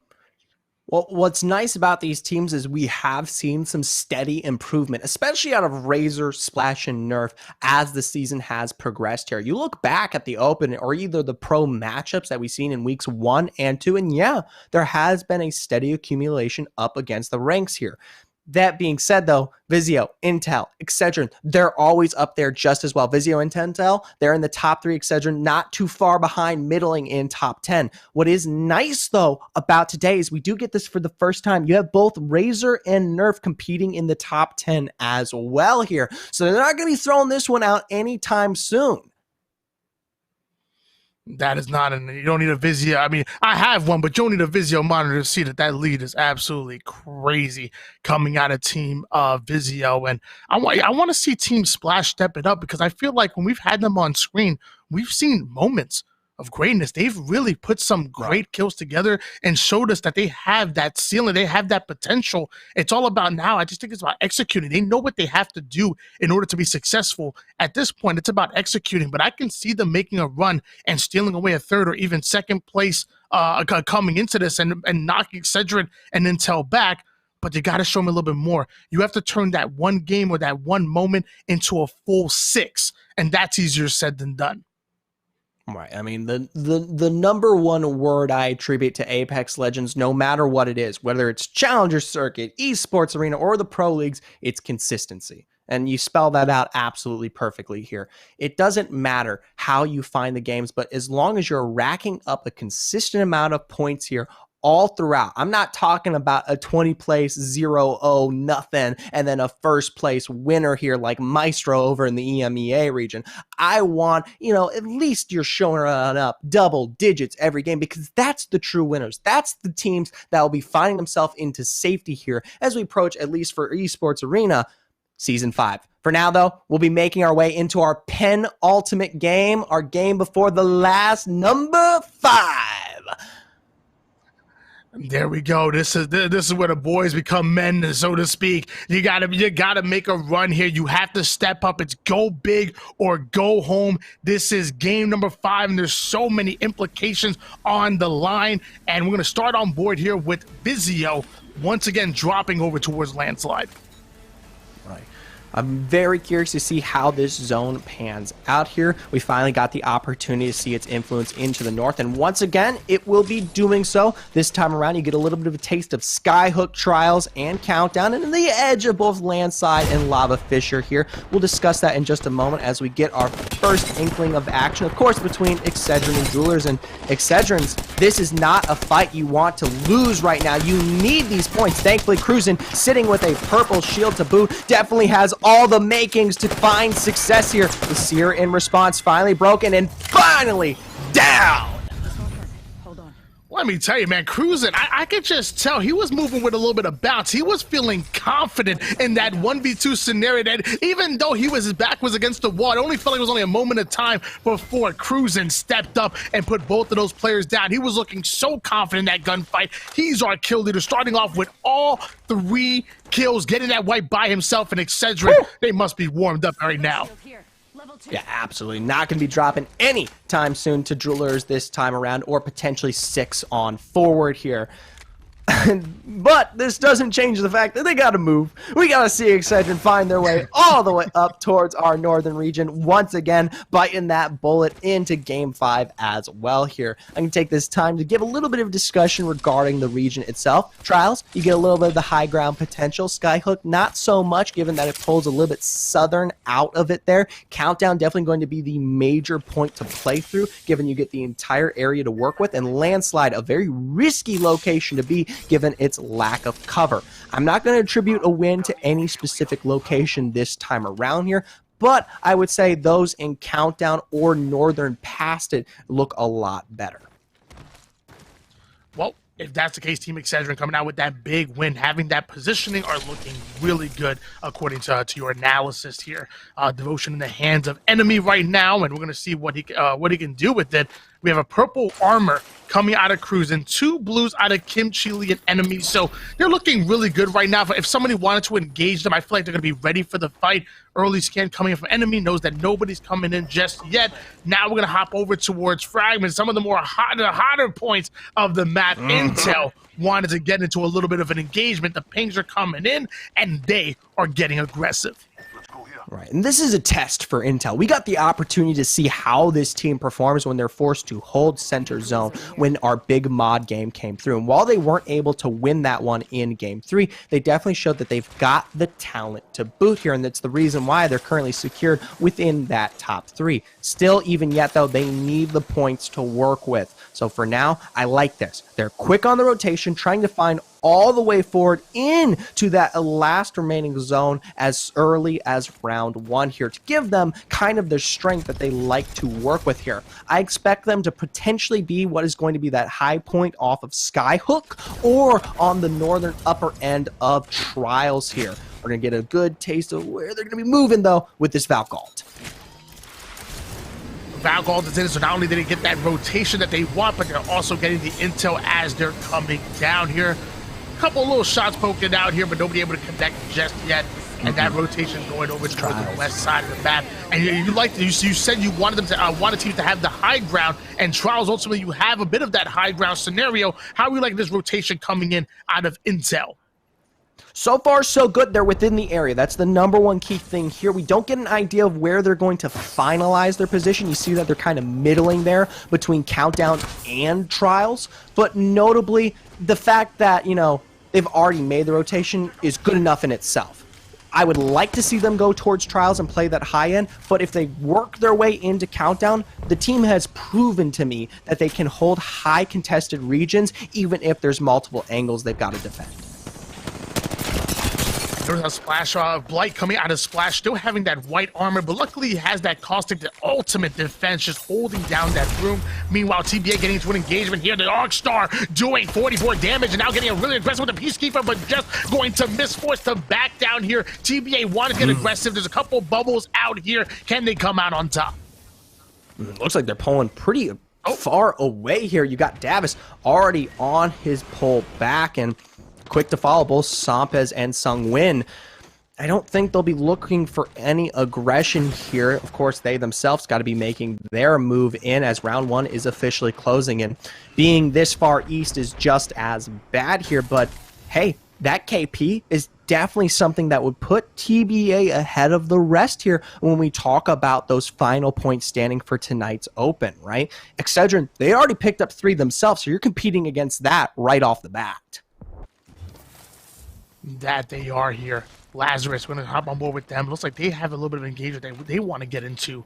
Notice how our Gibby player already ulted out, so they can open things up with that bombardment. Wingman shots not connecting just yet, but the pings are coming in. It looks like Lazarus are rotating for a reason. There might be a player nearby. Curious to see if this building is held out. It doesn't look like it is. I believe Lazarus might have been in control of it to begin with.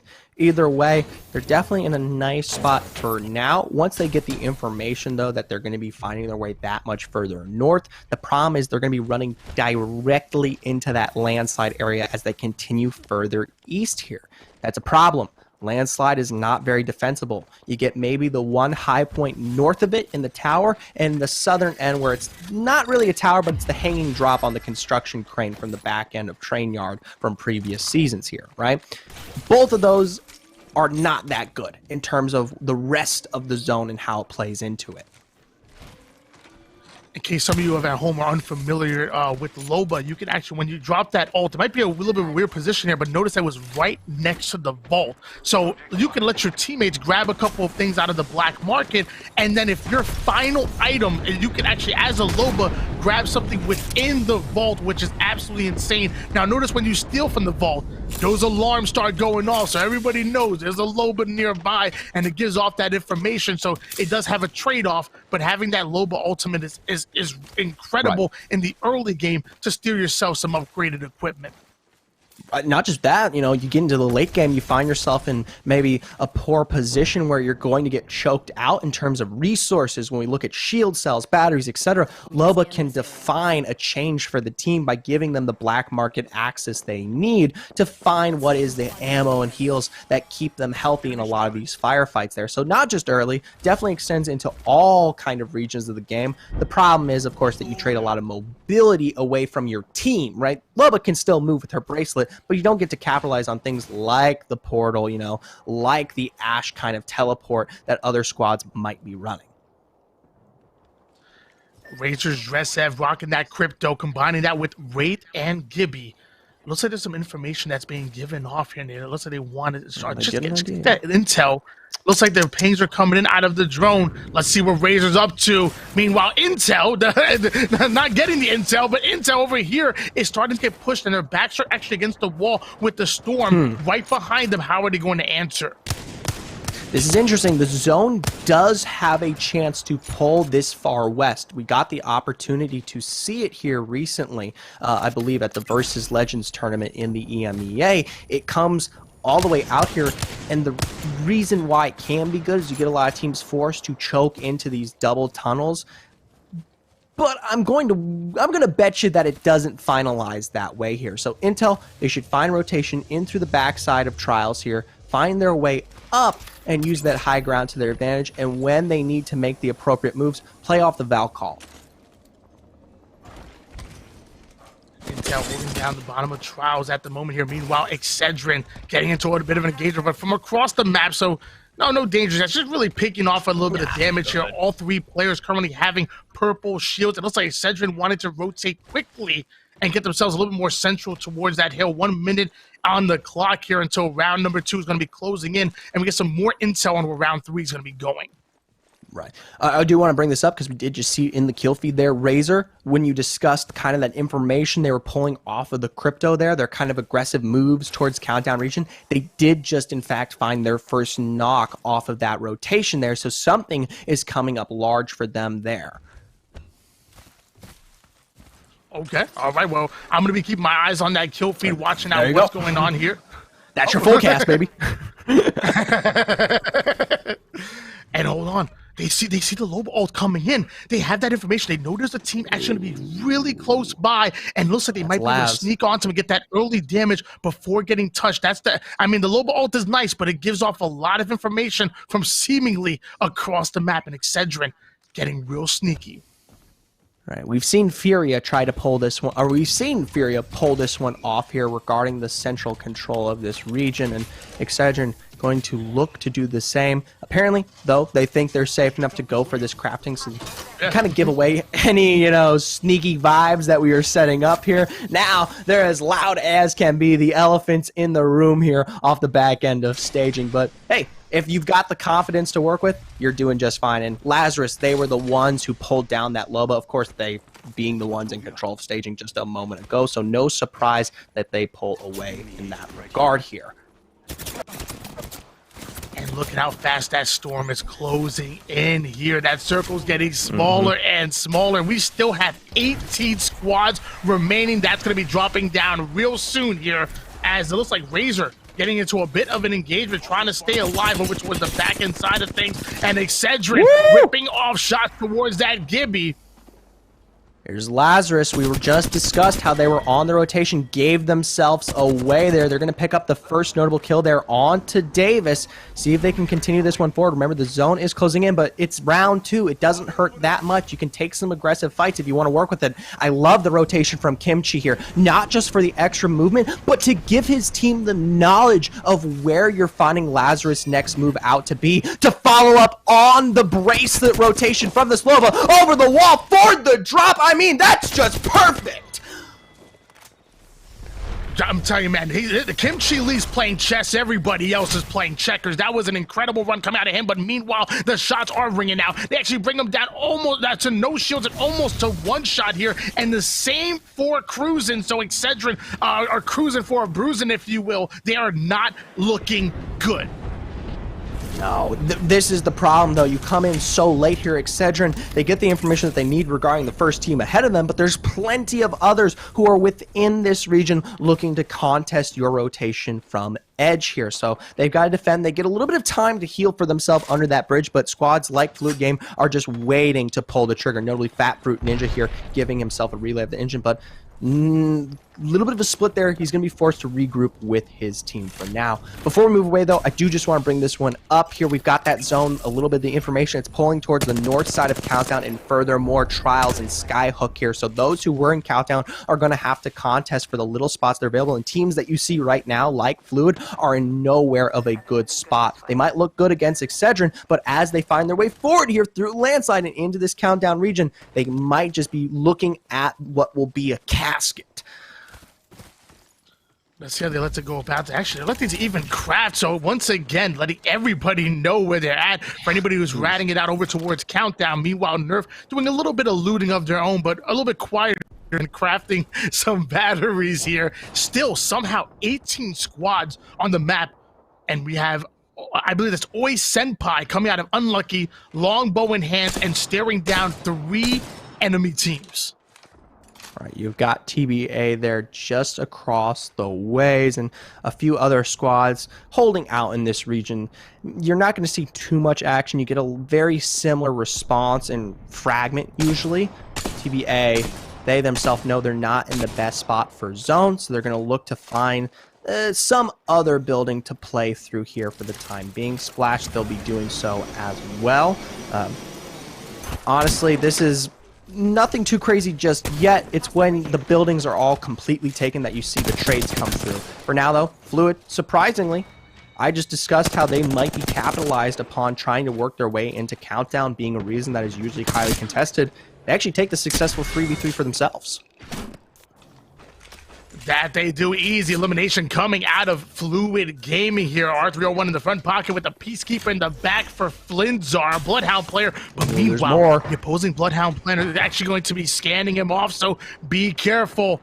Saf getting into an engagement over here towards the north side of this building, just holding things down. They don't have a caustic, so it'll be a little bit harder to hold down this floor without those extra canisters that you would find from a caustic-heavy team.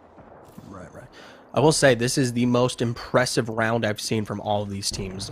18 squads remaining going into round 4. I mean, that is sincerely pro-level competition at its very best here. You usually see, well, 17 squads as the ring takes out board in there, but you get what I'm trying to say. For now, though, a lot of that is attributed to Skyhook. There's so many regions to play through in these buildings, and squads like this, where you get kind of a tiered cake where each level is contested, gives many more rosters the ability to stay longer than what would usually be expected. SAF, though, they're going for heavy rotation deep into Countdown, where a majority of the action's taking place. It's funny because there were so many teams on the map that I thought maybe it was glitched at first here as the drone started to give off information here. Now a caustic player is going to be by himself. The drone still being detected, but he's ripping off wingman shots, but having no shields at that. And his teammate is going to go down completely, going down to a banner, forced to play the battery. Explosions all over the place. How is going to play it? Meanwhile, Excedrin getting into an engagement onto the high ground. Easy elimination coming in, and the revive should be coming in shortly as well. Well, I don't know about that. Third parties galore here looking to keep the action going. That defensive bombardment going to punish, but the angles provided from the enemy team make short work of Excedrin, and no surprise, I say the word angle, and look who appears. It's Vizio, the ones who successfully take it out and clean that one up, and that's great for the standings. They know they just eliminated one of their best competitors coming into these final games here. Yeah, that's one headache they got to be coming back from. I don't care what kind of medication you have, down to 12 squads, 32 players on the map, and Vizio still looking strong. Looting up right now, all players having that purple shield. They have the high ground that they want and about to actually upgrade once again here. That's going to be red shields coming for Scissors. So Vizio looking real good right now. Let's see how they fare. Right. You got to be careful here. Vizio, they picked up 3 wins last week and are open number 2. They might be just looking to do it again, sitting at 2 themselves here now with complete control of this central building. All the loot in the world to work with on that Loba. They're going to try to take advantage. Intel here, they finally make rotation out of their high ground control of the Trials region, but it's right into the midst of Vizio, and they can't even land the arc.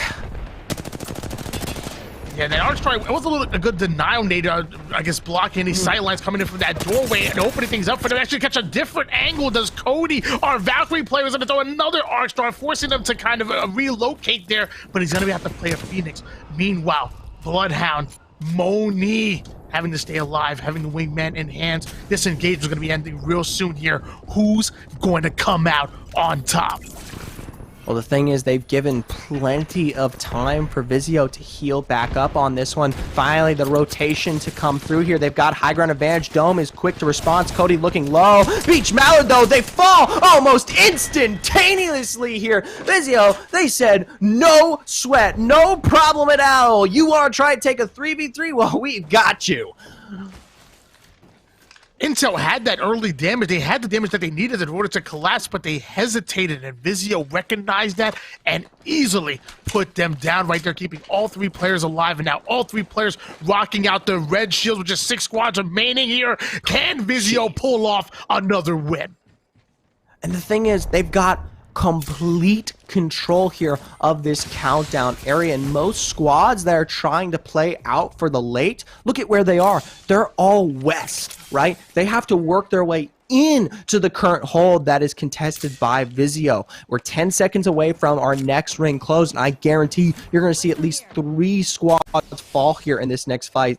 Splash, they've got to be extremely careful. The minute they come up here against the back end, Vizio more than likely they'll capitalize. There you go. We'll say that. Oh yeah. They'll make short work. If there's one thing that Vizio does is take advantage of any mistakes that you make, so you got to be careful with tread lightly when you're pushing them. Smart, them. very smart. Splash actually going to rotate right out of there. You know what? I agree. That is smart, because I wouldn't want to challenge Vizio. And now they're getting into a bit of a third-party situation. They're going to stay on the bread in the sandwich, but notice how Blight is going to be the first player to go down. The revive is coming in, but the nades are as well.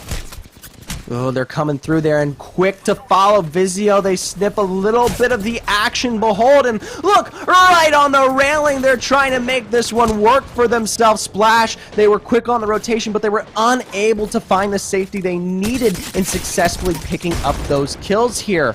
Furia, they themselves just as well, can't find their way onto high ground, and they're going to fall. Now 3 squads remaining. Roll of Theory just across the ways here. SAF on the low ground as well. And Vizio, well, it's their game to lose, as my friend Tony here likes to say. They're going to pull for quick rotation. Amaze now down and out. First knock. Wizzy to follow here on the back end, and that brings us down to 2 here. Vizio looking low. They've got to defend now against this quick third party. Armor's Watcher real quick, but Fury actually going to go down to purple shield from the red. The Spitfire shots are starting to ring out here, but our Valkyrie's going to go down immediately, leaving Fury by himself. Utilize the Spitfire, crouch strafe is in, but so is Saf. Puts him down and steals away game number 5. It was tough there. I don't know what to think about it. Vizio, they leveled so much control across the entirety of game 5 there, but third party be what third party be. Roll of Theory was already in such a good position, and Vizio had no choice but to take that fight as they were forced out of the building there. It's a shame they couldn't quite win that final engagement there, but hey, we should talk about our winners. SAF, their first victory of the night here. Yeah, I feel like that's just good fundamentals. When you're going into that final 3 squads, most of the time, if you're the first to engage, you're most likely not going to come out with the win. Even if you're able to put down that secondary squad, you dedicate so many resources within your health, within ammo, to try to get that win, that most of the time the third-party squad fully loaded is going to come in for the quick wipe, and that's going to be it. That's exactly what SAF did. They saw their opportunity. They took advantage of it. Just good fundamental Apex. Love that coming out of them.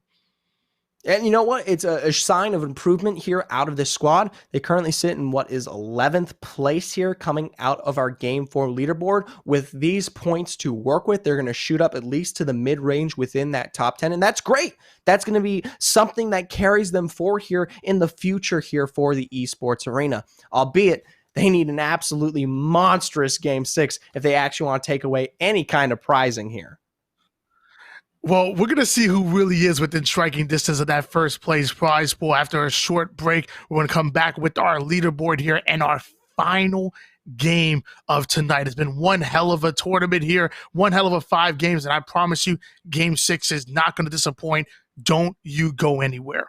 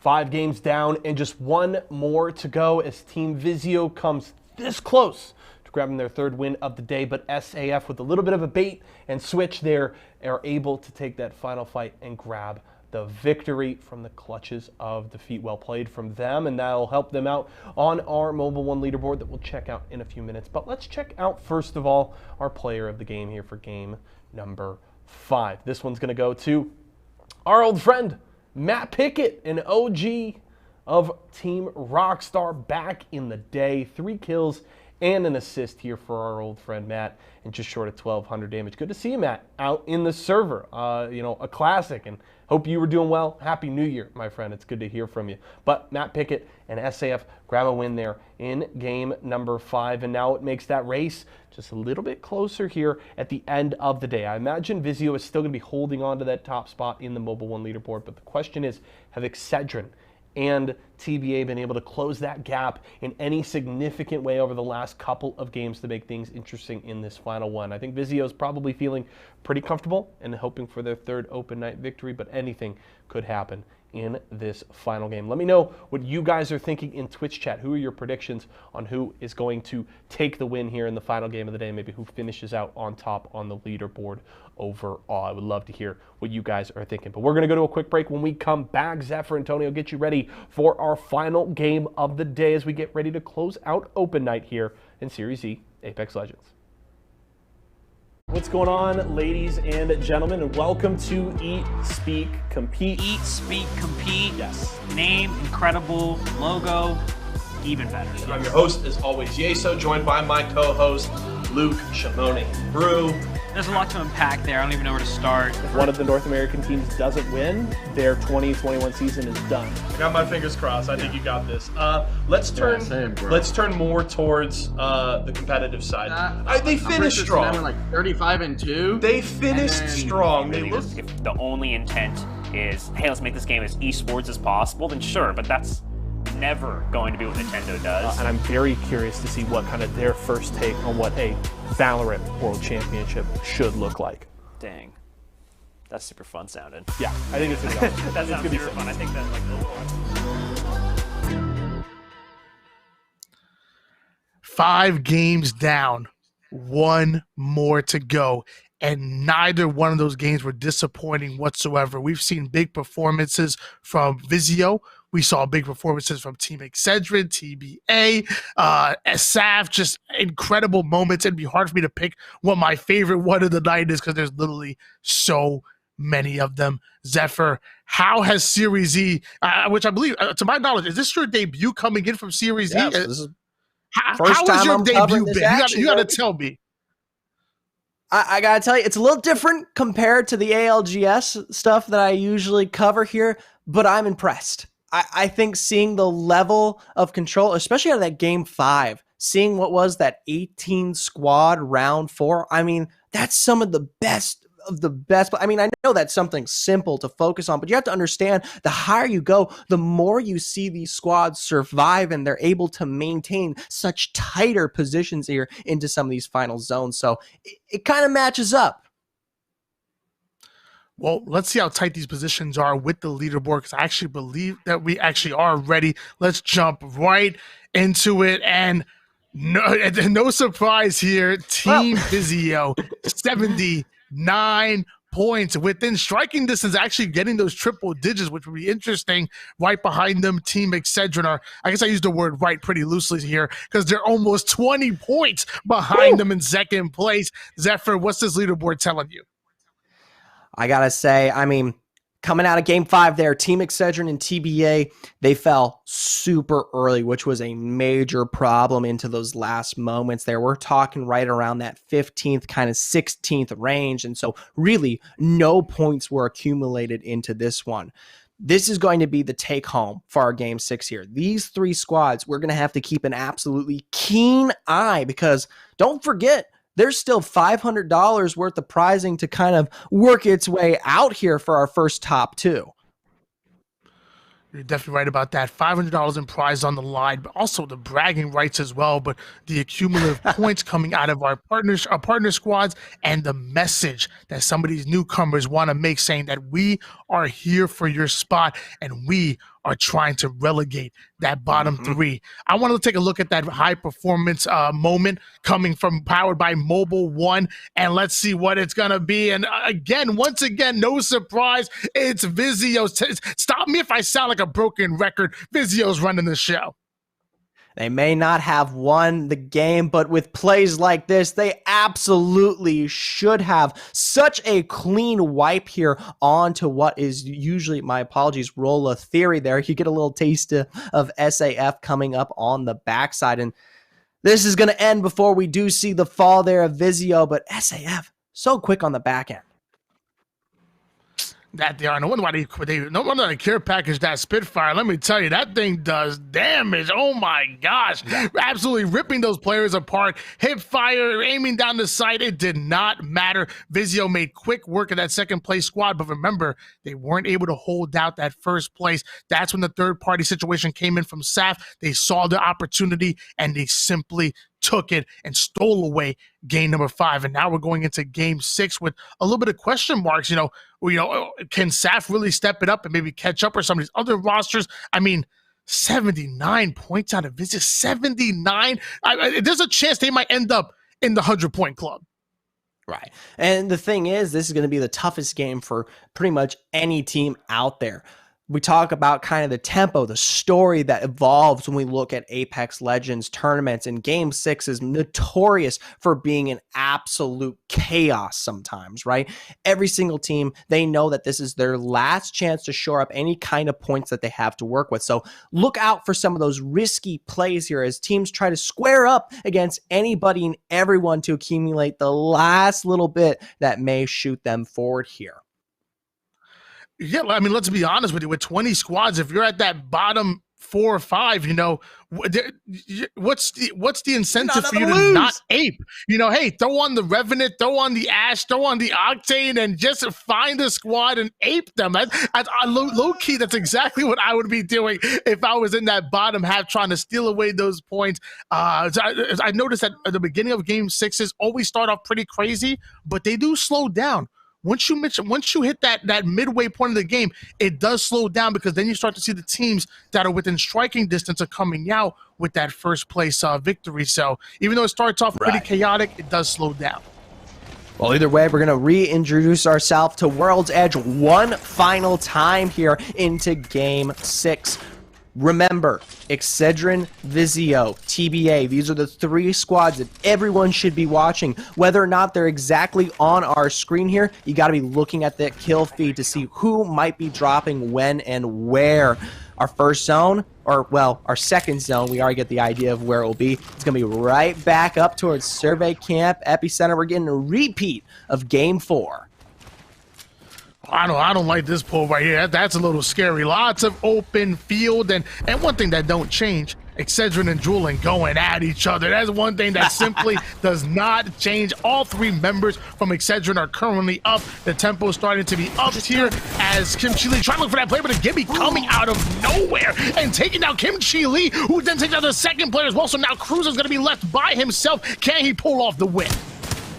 Gonna try to see if he can take it, and yes, he does, just barely there.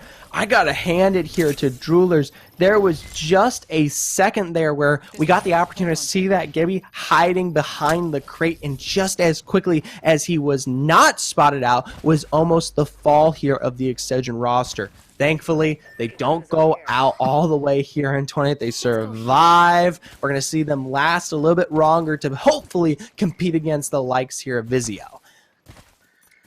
I mean, wouldn't that have been a crazy 1v3 though, man? That would have been insane. But of course, Excedrin have been there, done that roster, stepped up, got the revives. They're looking good right now. Meanwhile, Vizio rotating very early onto this hill. They want to get aggressive. They want to get into some gunfights. They're not slowing down one bit. No. They're going to be making their way already towards this region. Remember that they were very quick to take towards the northern side here, and we got to see a lovely display of how Vizio plays those angles and what eventually led to their victory as the zone pulled directly into them here. So to see the quick rotation, round one, I love this out of the team. It shows the initiative that builds upon the consistency in their wins, and you know I love that word. You talked about it, the name of the game being consistency, and honestly, I mean, you're right, man. If Vizio have consistently been those guys and simply winning those individual gunfights that they get into, but really utilizing their high IQ and their positioning to get themselves into those positions where they can win those gunfights, and Vizio has just been about it. But currently all having white armies at the moment, so I'm imagining they're going to want to upgrade that real soon, or maybe cheek out some damage from across the map or something with like a charge rifle. Meanwhile, SAP, they having all three of their players upgraded from the whites, but in a battle, our Valkyrie player being Matt Pickett, staying alive, putting down the damage, but the movement is too good, and so are SAP. Matt Pickett here just getting a little bit of a boost coming off of such a successful win there, but no! Unable to get the last tick here from countered. We're talking 1 damage. He countered that big time, but the third-party situation is going to be coming in, and our Bloodhound player not able to get away with the life. It's TBA and the longbow, and they're thirsting that Gibby player and upping the tempo, seemingly coming out of nowhere. 17 squads remaining. We might be going down to 16 very soon here. Quickly picking up that kill to continue bolstering the points here that TBA needs to compete against the best. That is Vizio still on this map here. They don't quite wipe out the remnants of that squad. So I don't think we may, well, I personally don't think we'll be seeing them anytime soon here. But more notably, TBA, they give themselves such a great position to work with. This is the spot that Vizio won Game 4 in. Remember that. They held it down for dear life, and now we're going to see if TBA can do the same thing. Meanwhile, Razor getting into a little bit of engagement from the way opposite point of the map. The wingman shots are looking good, and the Eva's probably going to follow up just as well. It looks like Dressat putting down the damage, but not able to get away with his life. Look at the Peacekeepers going to put that player down. There's one more left to my knowledge here, and watch out, the third party's coming in from the cave as well. You see that?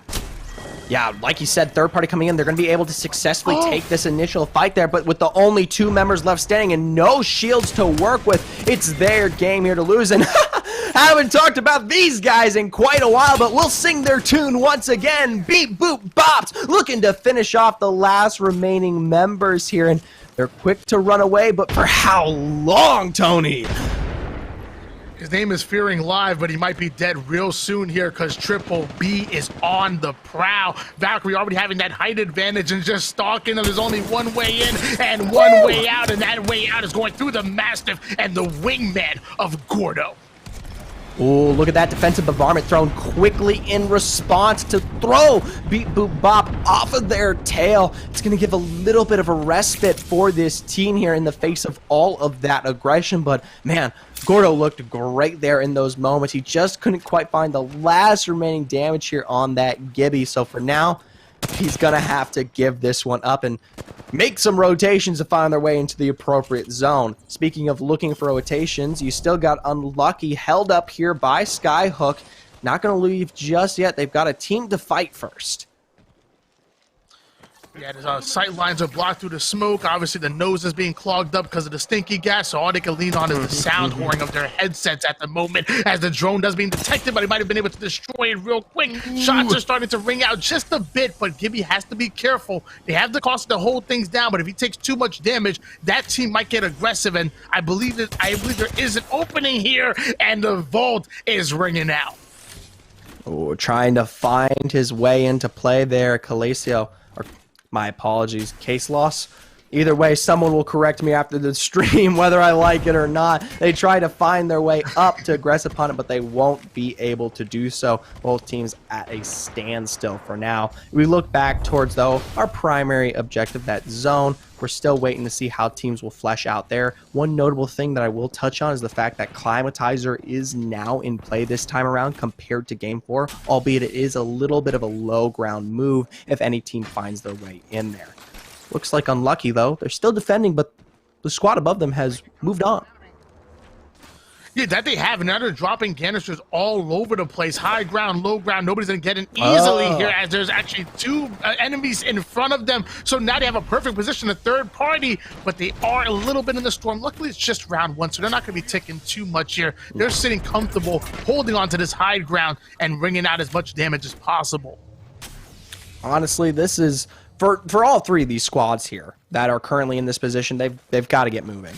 There is some very high priority real estate when we talk about northern zone finishers, and taking your time into Skyhook will not net you anything to work with. Granted, a lot of these squads are already out for the count in terms of their positioning, so taking the scrims how you can, maybe looking to find your own lessons to be learned here, who knows?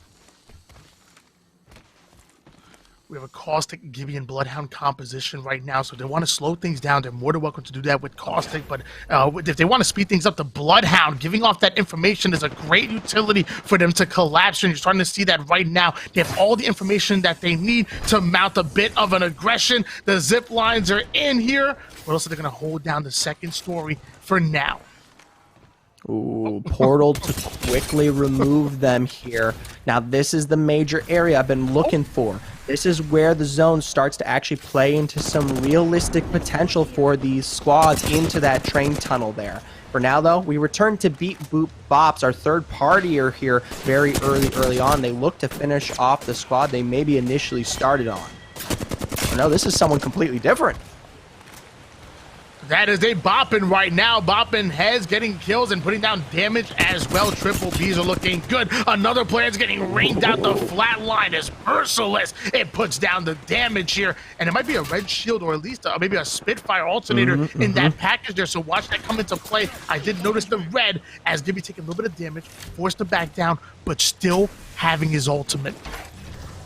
No one able to really make good moves here. I like the Valk play. You're already in a poor position because of the geyser. Now you need to take the risk to get out of there. Gordo, of course, looking extremely low, but Bevy's already on his move. They're moving together. They're already on the same building. He just took a walk, all right? Gotta work those calories off. He got the bracelet. It's he got J Bevy got the bracelet. I almost forgot. I'm like, where's the Loba? What happened here? What happened to No Man Left Behind? Triple B's and then rotating right out of that situation, stealing away the high ground, getting a little bit more resources. Speaking of high ground here, Excedrin all the way up to the tippy to top, but they're gonna be forced to back down because the ultimate bombardment is coming in. This is a tough spot to play when we talk about landslide. This is easily the least defensible position. And wow, look at the quick portal rotation there from that Wraith to try to find it. They're going to switch spots, but no one's able to successfully take a kill onto one another. You see those ordinances thrown out from Kimchi Lee to try to find some returns on the damage. But honestly, Excedrin, they're looking quite healthy. Portal coming down here is going to put them into safety. They just have to defend for just a little bit moment longer. And just like that, Team Excedrin getting away from the low ground and into a more advantageous position and continuously rotating out as that round 2 hill is starting to close in. So At any point in time, they can elect to actually gatekeep that team who's kind of stuck in there as shots are starting to ring out, but not much. Eventually, Excedrin might turn around and fight that team who's rotating literally right behind them. Could. There is the tunnel definitely towards the south here that plays a little bit further into the fragment area that they could rotate through. Remember, it's only round 2, so even still, the damage isn't quite enough to take them away as of yet. I'm more worried about this. Excedrin is one of our 3 teams to watch, and compared to TBA here and Vizio, they're nowhere close to where these zones will be finishing out. They're making their way through all the way into Fragment right now, and I'm telling you, when you try to play north out of Fragment, you're running directly into a major vertical disadvantage here. Oh, it's happening right here, right now. Excedrin have made it past the hill here, but they know there's multiple teams at least somewhat nearby, so they might have to get into a gauge if they want to rotate out of here safely. Going right up to the high ground, but just going to barely miss that clever there. And now we're down to 14 squads, 38 players remaining right now. Let's see what happens and how our Team Excedrin going to play this out.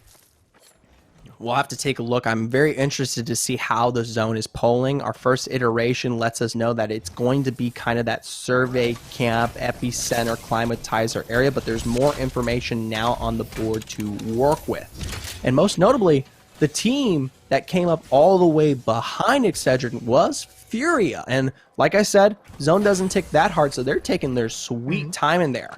We return, though, to Survey Camp, where, like I said, this place is an absolute chaotic theme to begin with. And teams like Unlucky, who are showing up very, very late, just realized that they may not have a home.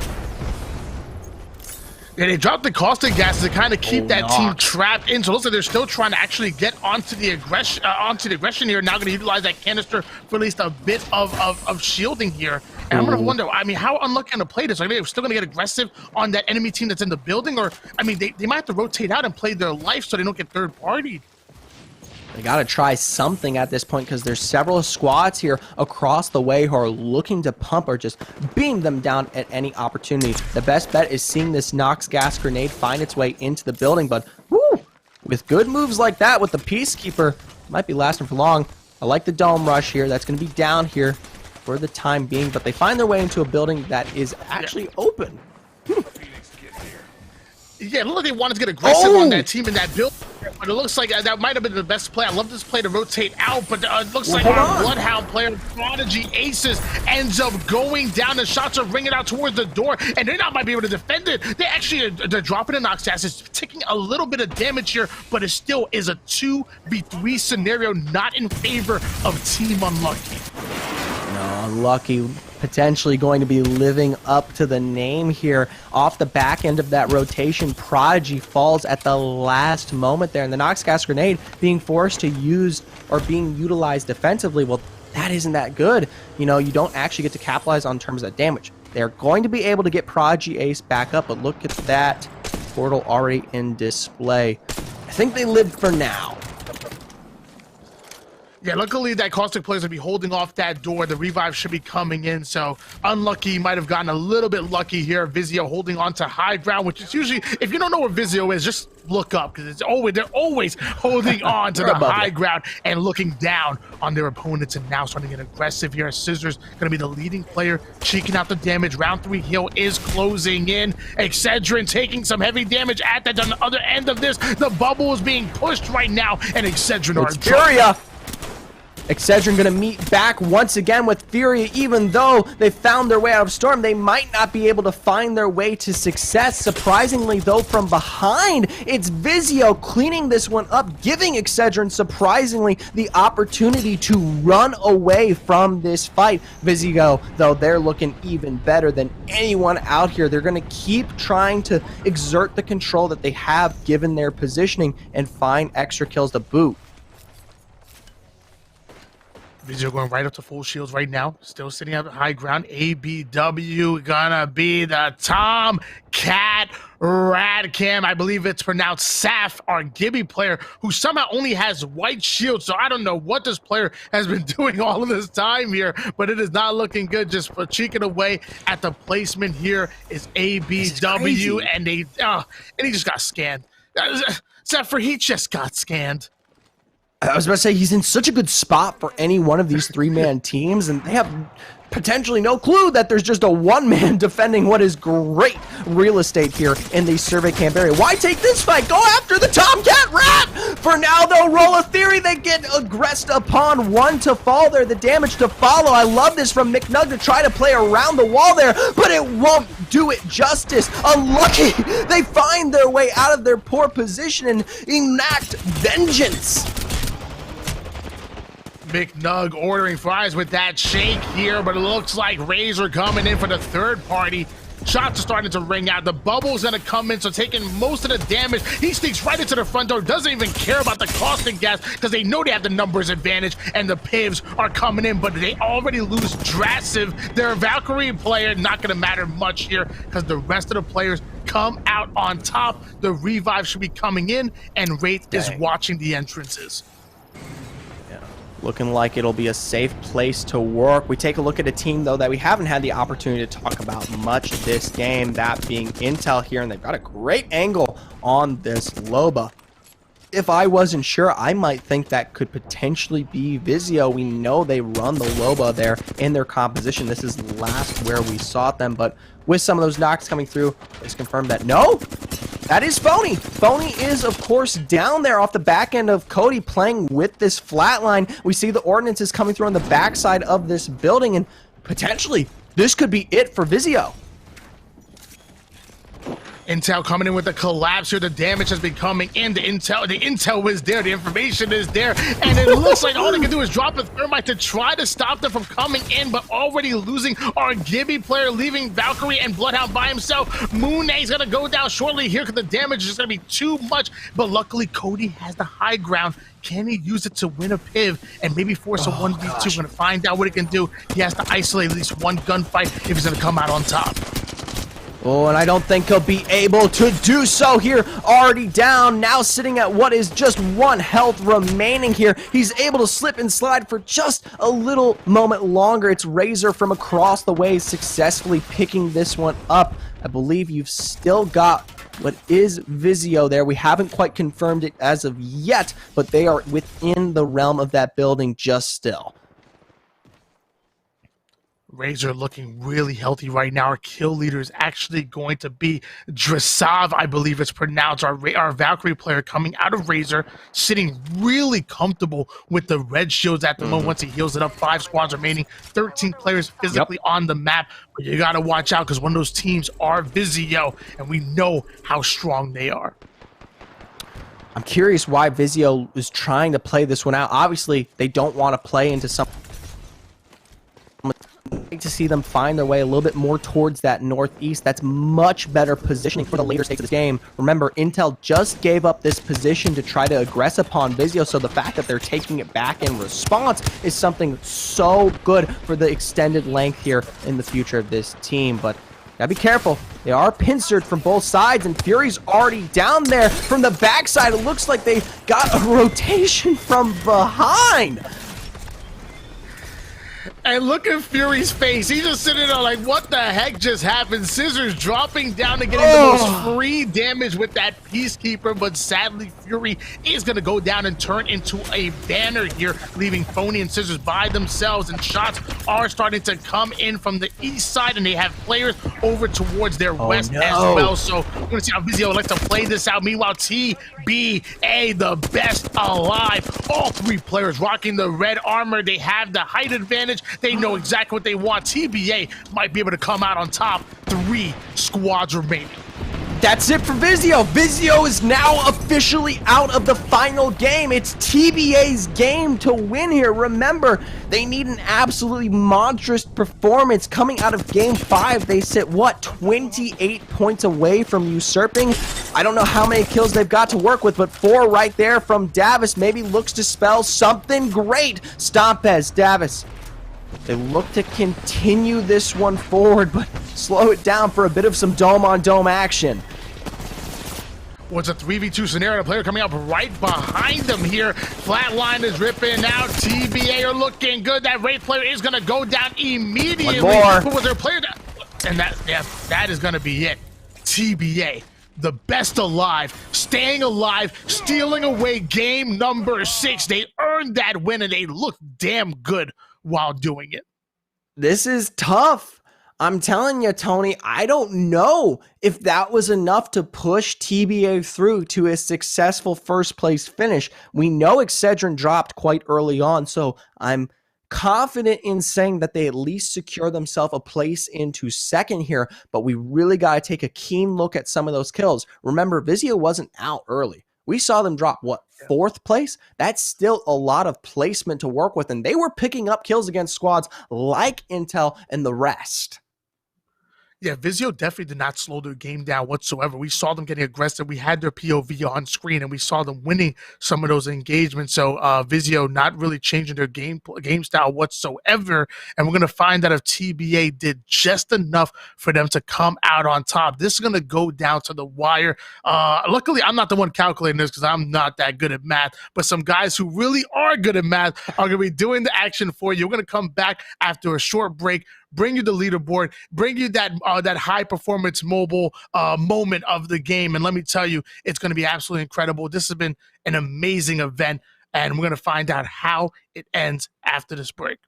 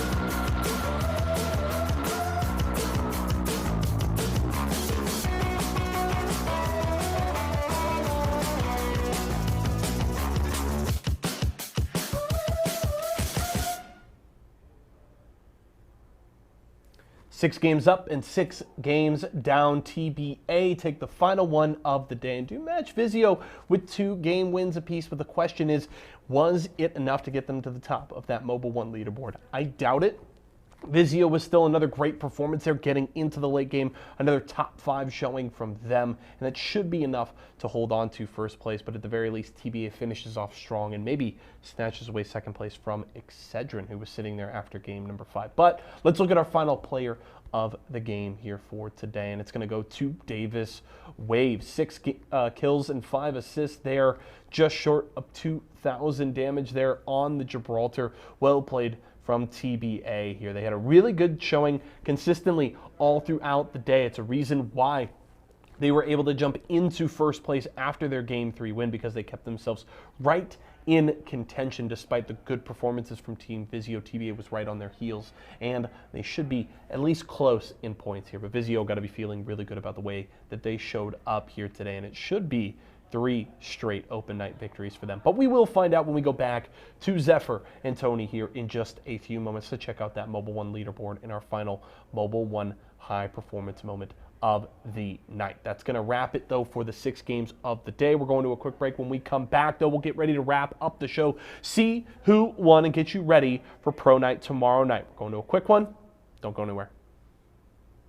What's going on, ladies and gentlemen, and welcome to Eat, Speak, Compete. Eat, Speak, Compete. Yes. Name, incredible. Logo, even better. I'm your host, as always, Yeso, joined by my co-host, Luke Shimoni Brew. There's a lot to unpack there. I don't even know where to start. If one of the North American teams doesn't win, their 2021 season is done. I got my fingers crossed. I think you got this.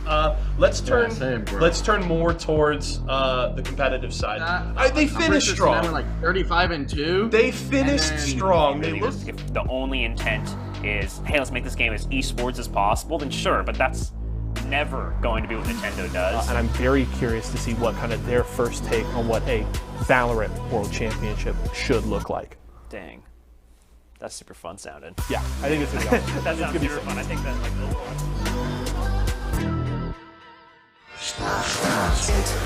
Refreshing, refreshingly sweet, but without sugar, 0 calorie treat. Now all our top ultra flavored splash. It's fruit freshen. Now, even the biggest headaches are toast. Excedrin keeps your head in the game. Or no more throbbing noggins. Excedrin, game over for headaches.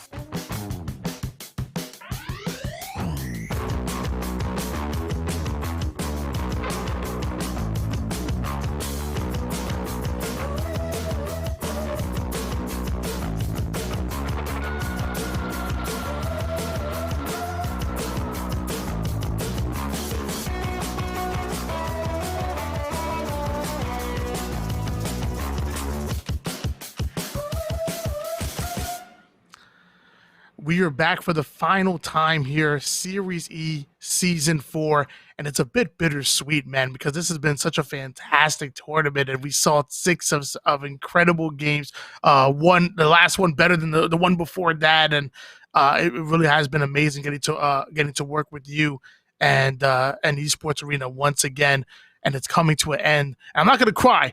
I'm not gonna cry. You sound like it. But I'm getting close to it. Either way, let's take a look here at our Mobile One leaderboard to settle it once and for all who came out on top. And, well, we had our hopes, but to no surprise, Team Vizio, they take number 1 3 straight weeks in a row.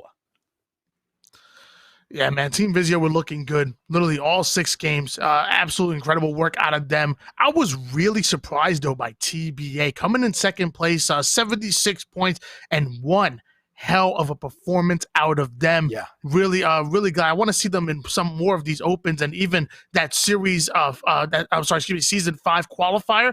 I want to see them showing off and showing out because they definitely have some potential. In third place, obviously, Team Excedrin, 69 points, were well within striking distance of second place, but they went down kind of early in Game 6, and rounding out the top 4 is going to be Team Razor with 53 points. But obviously, like you said, the big winners, Team Vizio, coming out on top and almost even hitting the triple digits. Well, either way here, a lot of great success found by all of these teams here, but only one can represent us here on our Mobile One high performance moment. Let's take a look at who came out on top here in our Game 6, and no surprise, it's the TBA cleanup crew.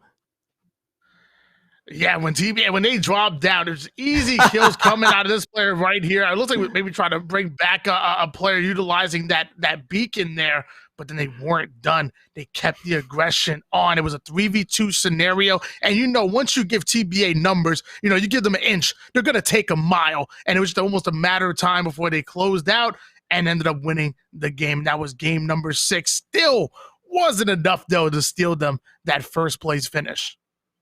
Who knows, though? We may be approaching pros, but next week we look towards open, and hey, TBA, they're definitely a promising prospect to take away the first victory here as we look towards week 4. But hey, pros coming up soon too, though. Yeah, we got the pros coming up tomorrow. Tomorrow, to my knowledge, here, and then I mean, week after week again. These, they earn their partnership, they earn their sponsor, they get themselves a little salary, and I love what Series E does, but you ain't safe. There's some hungry players that are looking to knock you out. I'm a former competitor myself, and let me tell you, if we had an opportunity like this, I'd be showing off and showing out. And going into season 5, those bottom 3 teams are going to be relegated, and then there's going to be a bunch of teams fighting for those spots because everybody wants to steal away that sponsorship and wants to play in the semi-professional league that Esports Arena has brought to us. It's absolutely incredible. Zephyr, why don't you tell the guys where to find you? Drop your socials and whatnot. Any final words coming from you? Yeah, absolutely here. It's been a pleasure covering the Esports Arena for the very first time. It's been a while since I graced the NA region, and I'd be happy to do it again if you guys would so let me. If you want to support me, of course, look down below. You've got @ZephyrCast on Twitter, but more importantly, this weekend, I'll be covering the ALGS Pro League qualifier for the EMEA region if you want to tune into that one there. Well, I wish you luck on that. I'm sure you're going to do a phenomenal job just like you did here today. Thank you for bringing your knowledge and your hypeness. It truly was a pleasure being able to work with you. And obviously thank you. Thank obviously our observers. They did an incredible job keeping us within the action. All of Esports Arena, making sure these games ran as smoothly as possible. Most importantly, the players and you guys in the chat, because I promise you it would not be possible without you guys. This was one incredible event, and I can't wait for the next one here. That's me. Why not be reckless? We got Zephyr over here. We're going to be signing out. Until next time, make sure you're here tomorrow to watch the pros go at it as well. Thank you, gentlemen. Tony, Zephyr, great to listen to you both all day today, and Tony put it correct. Great hype.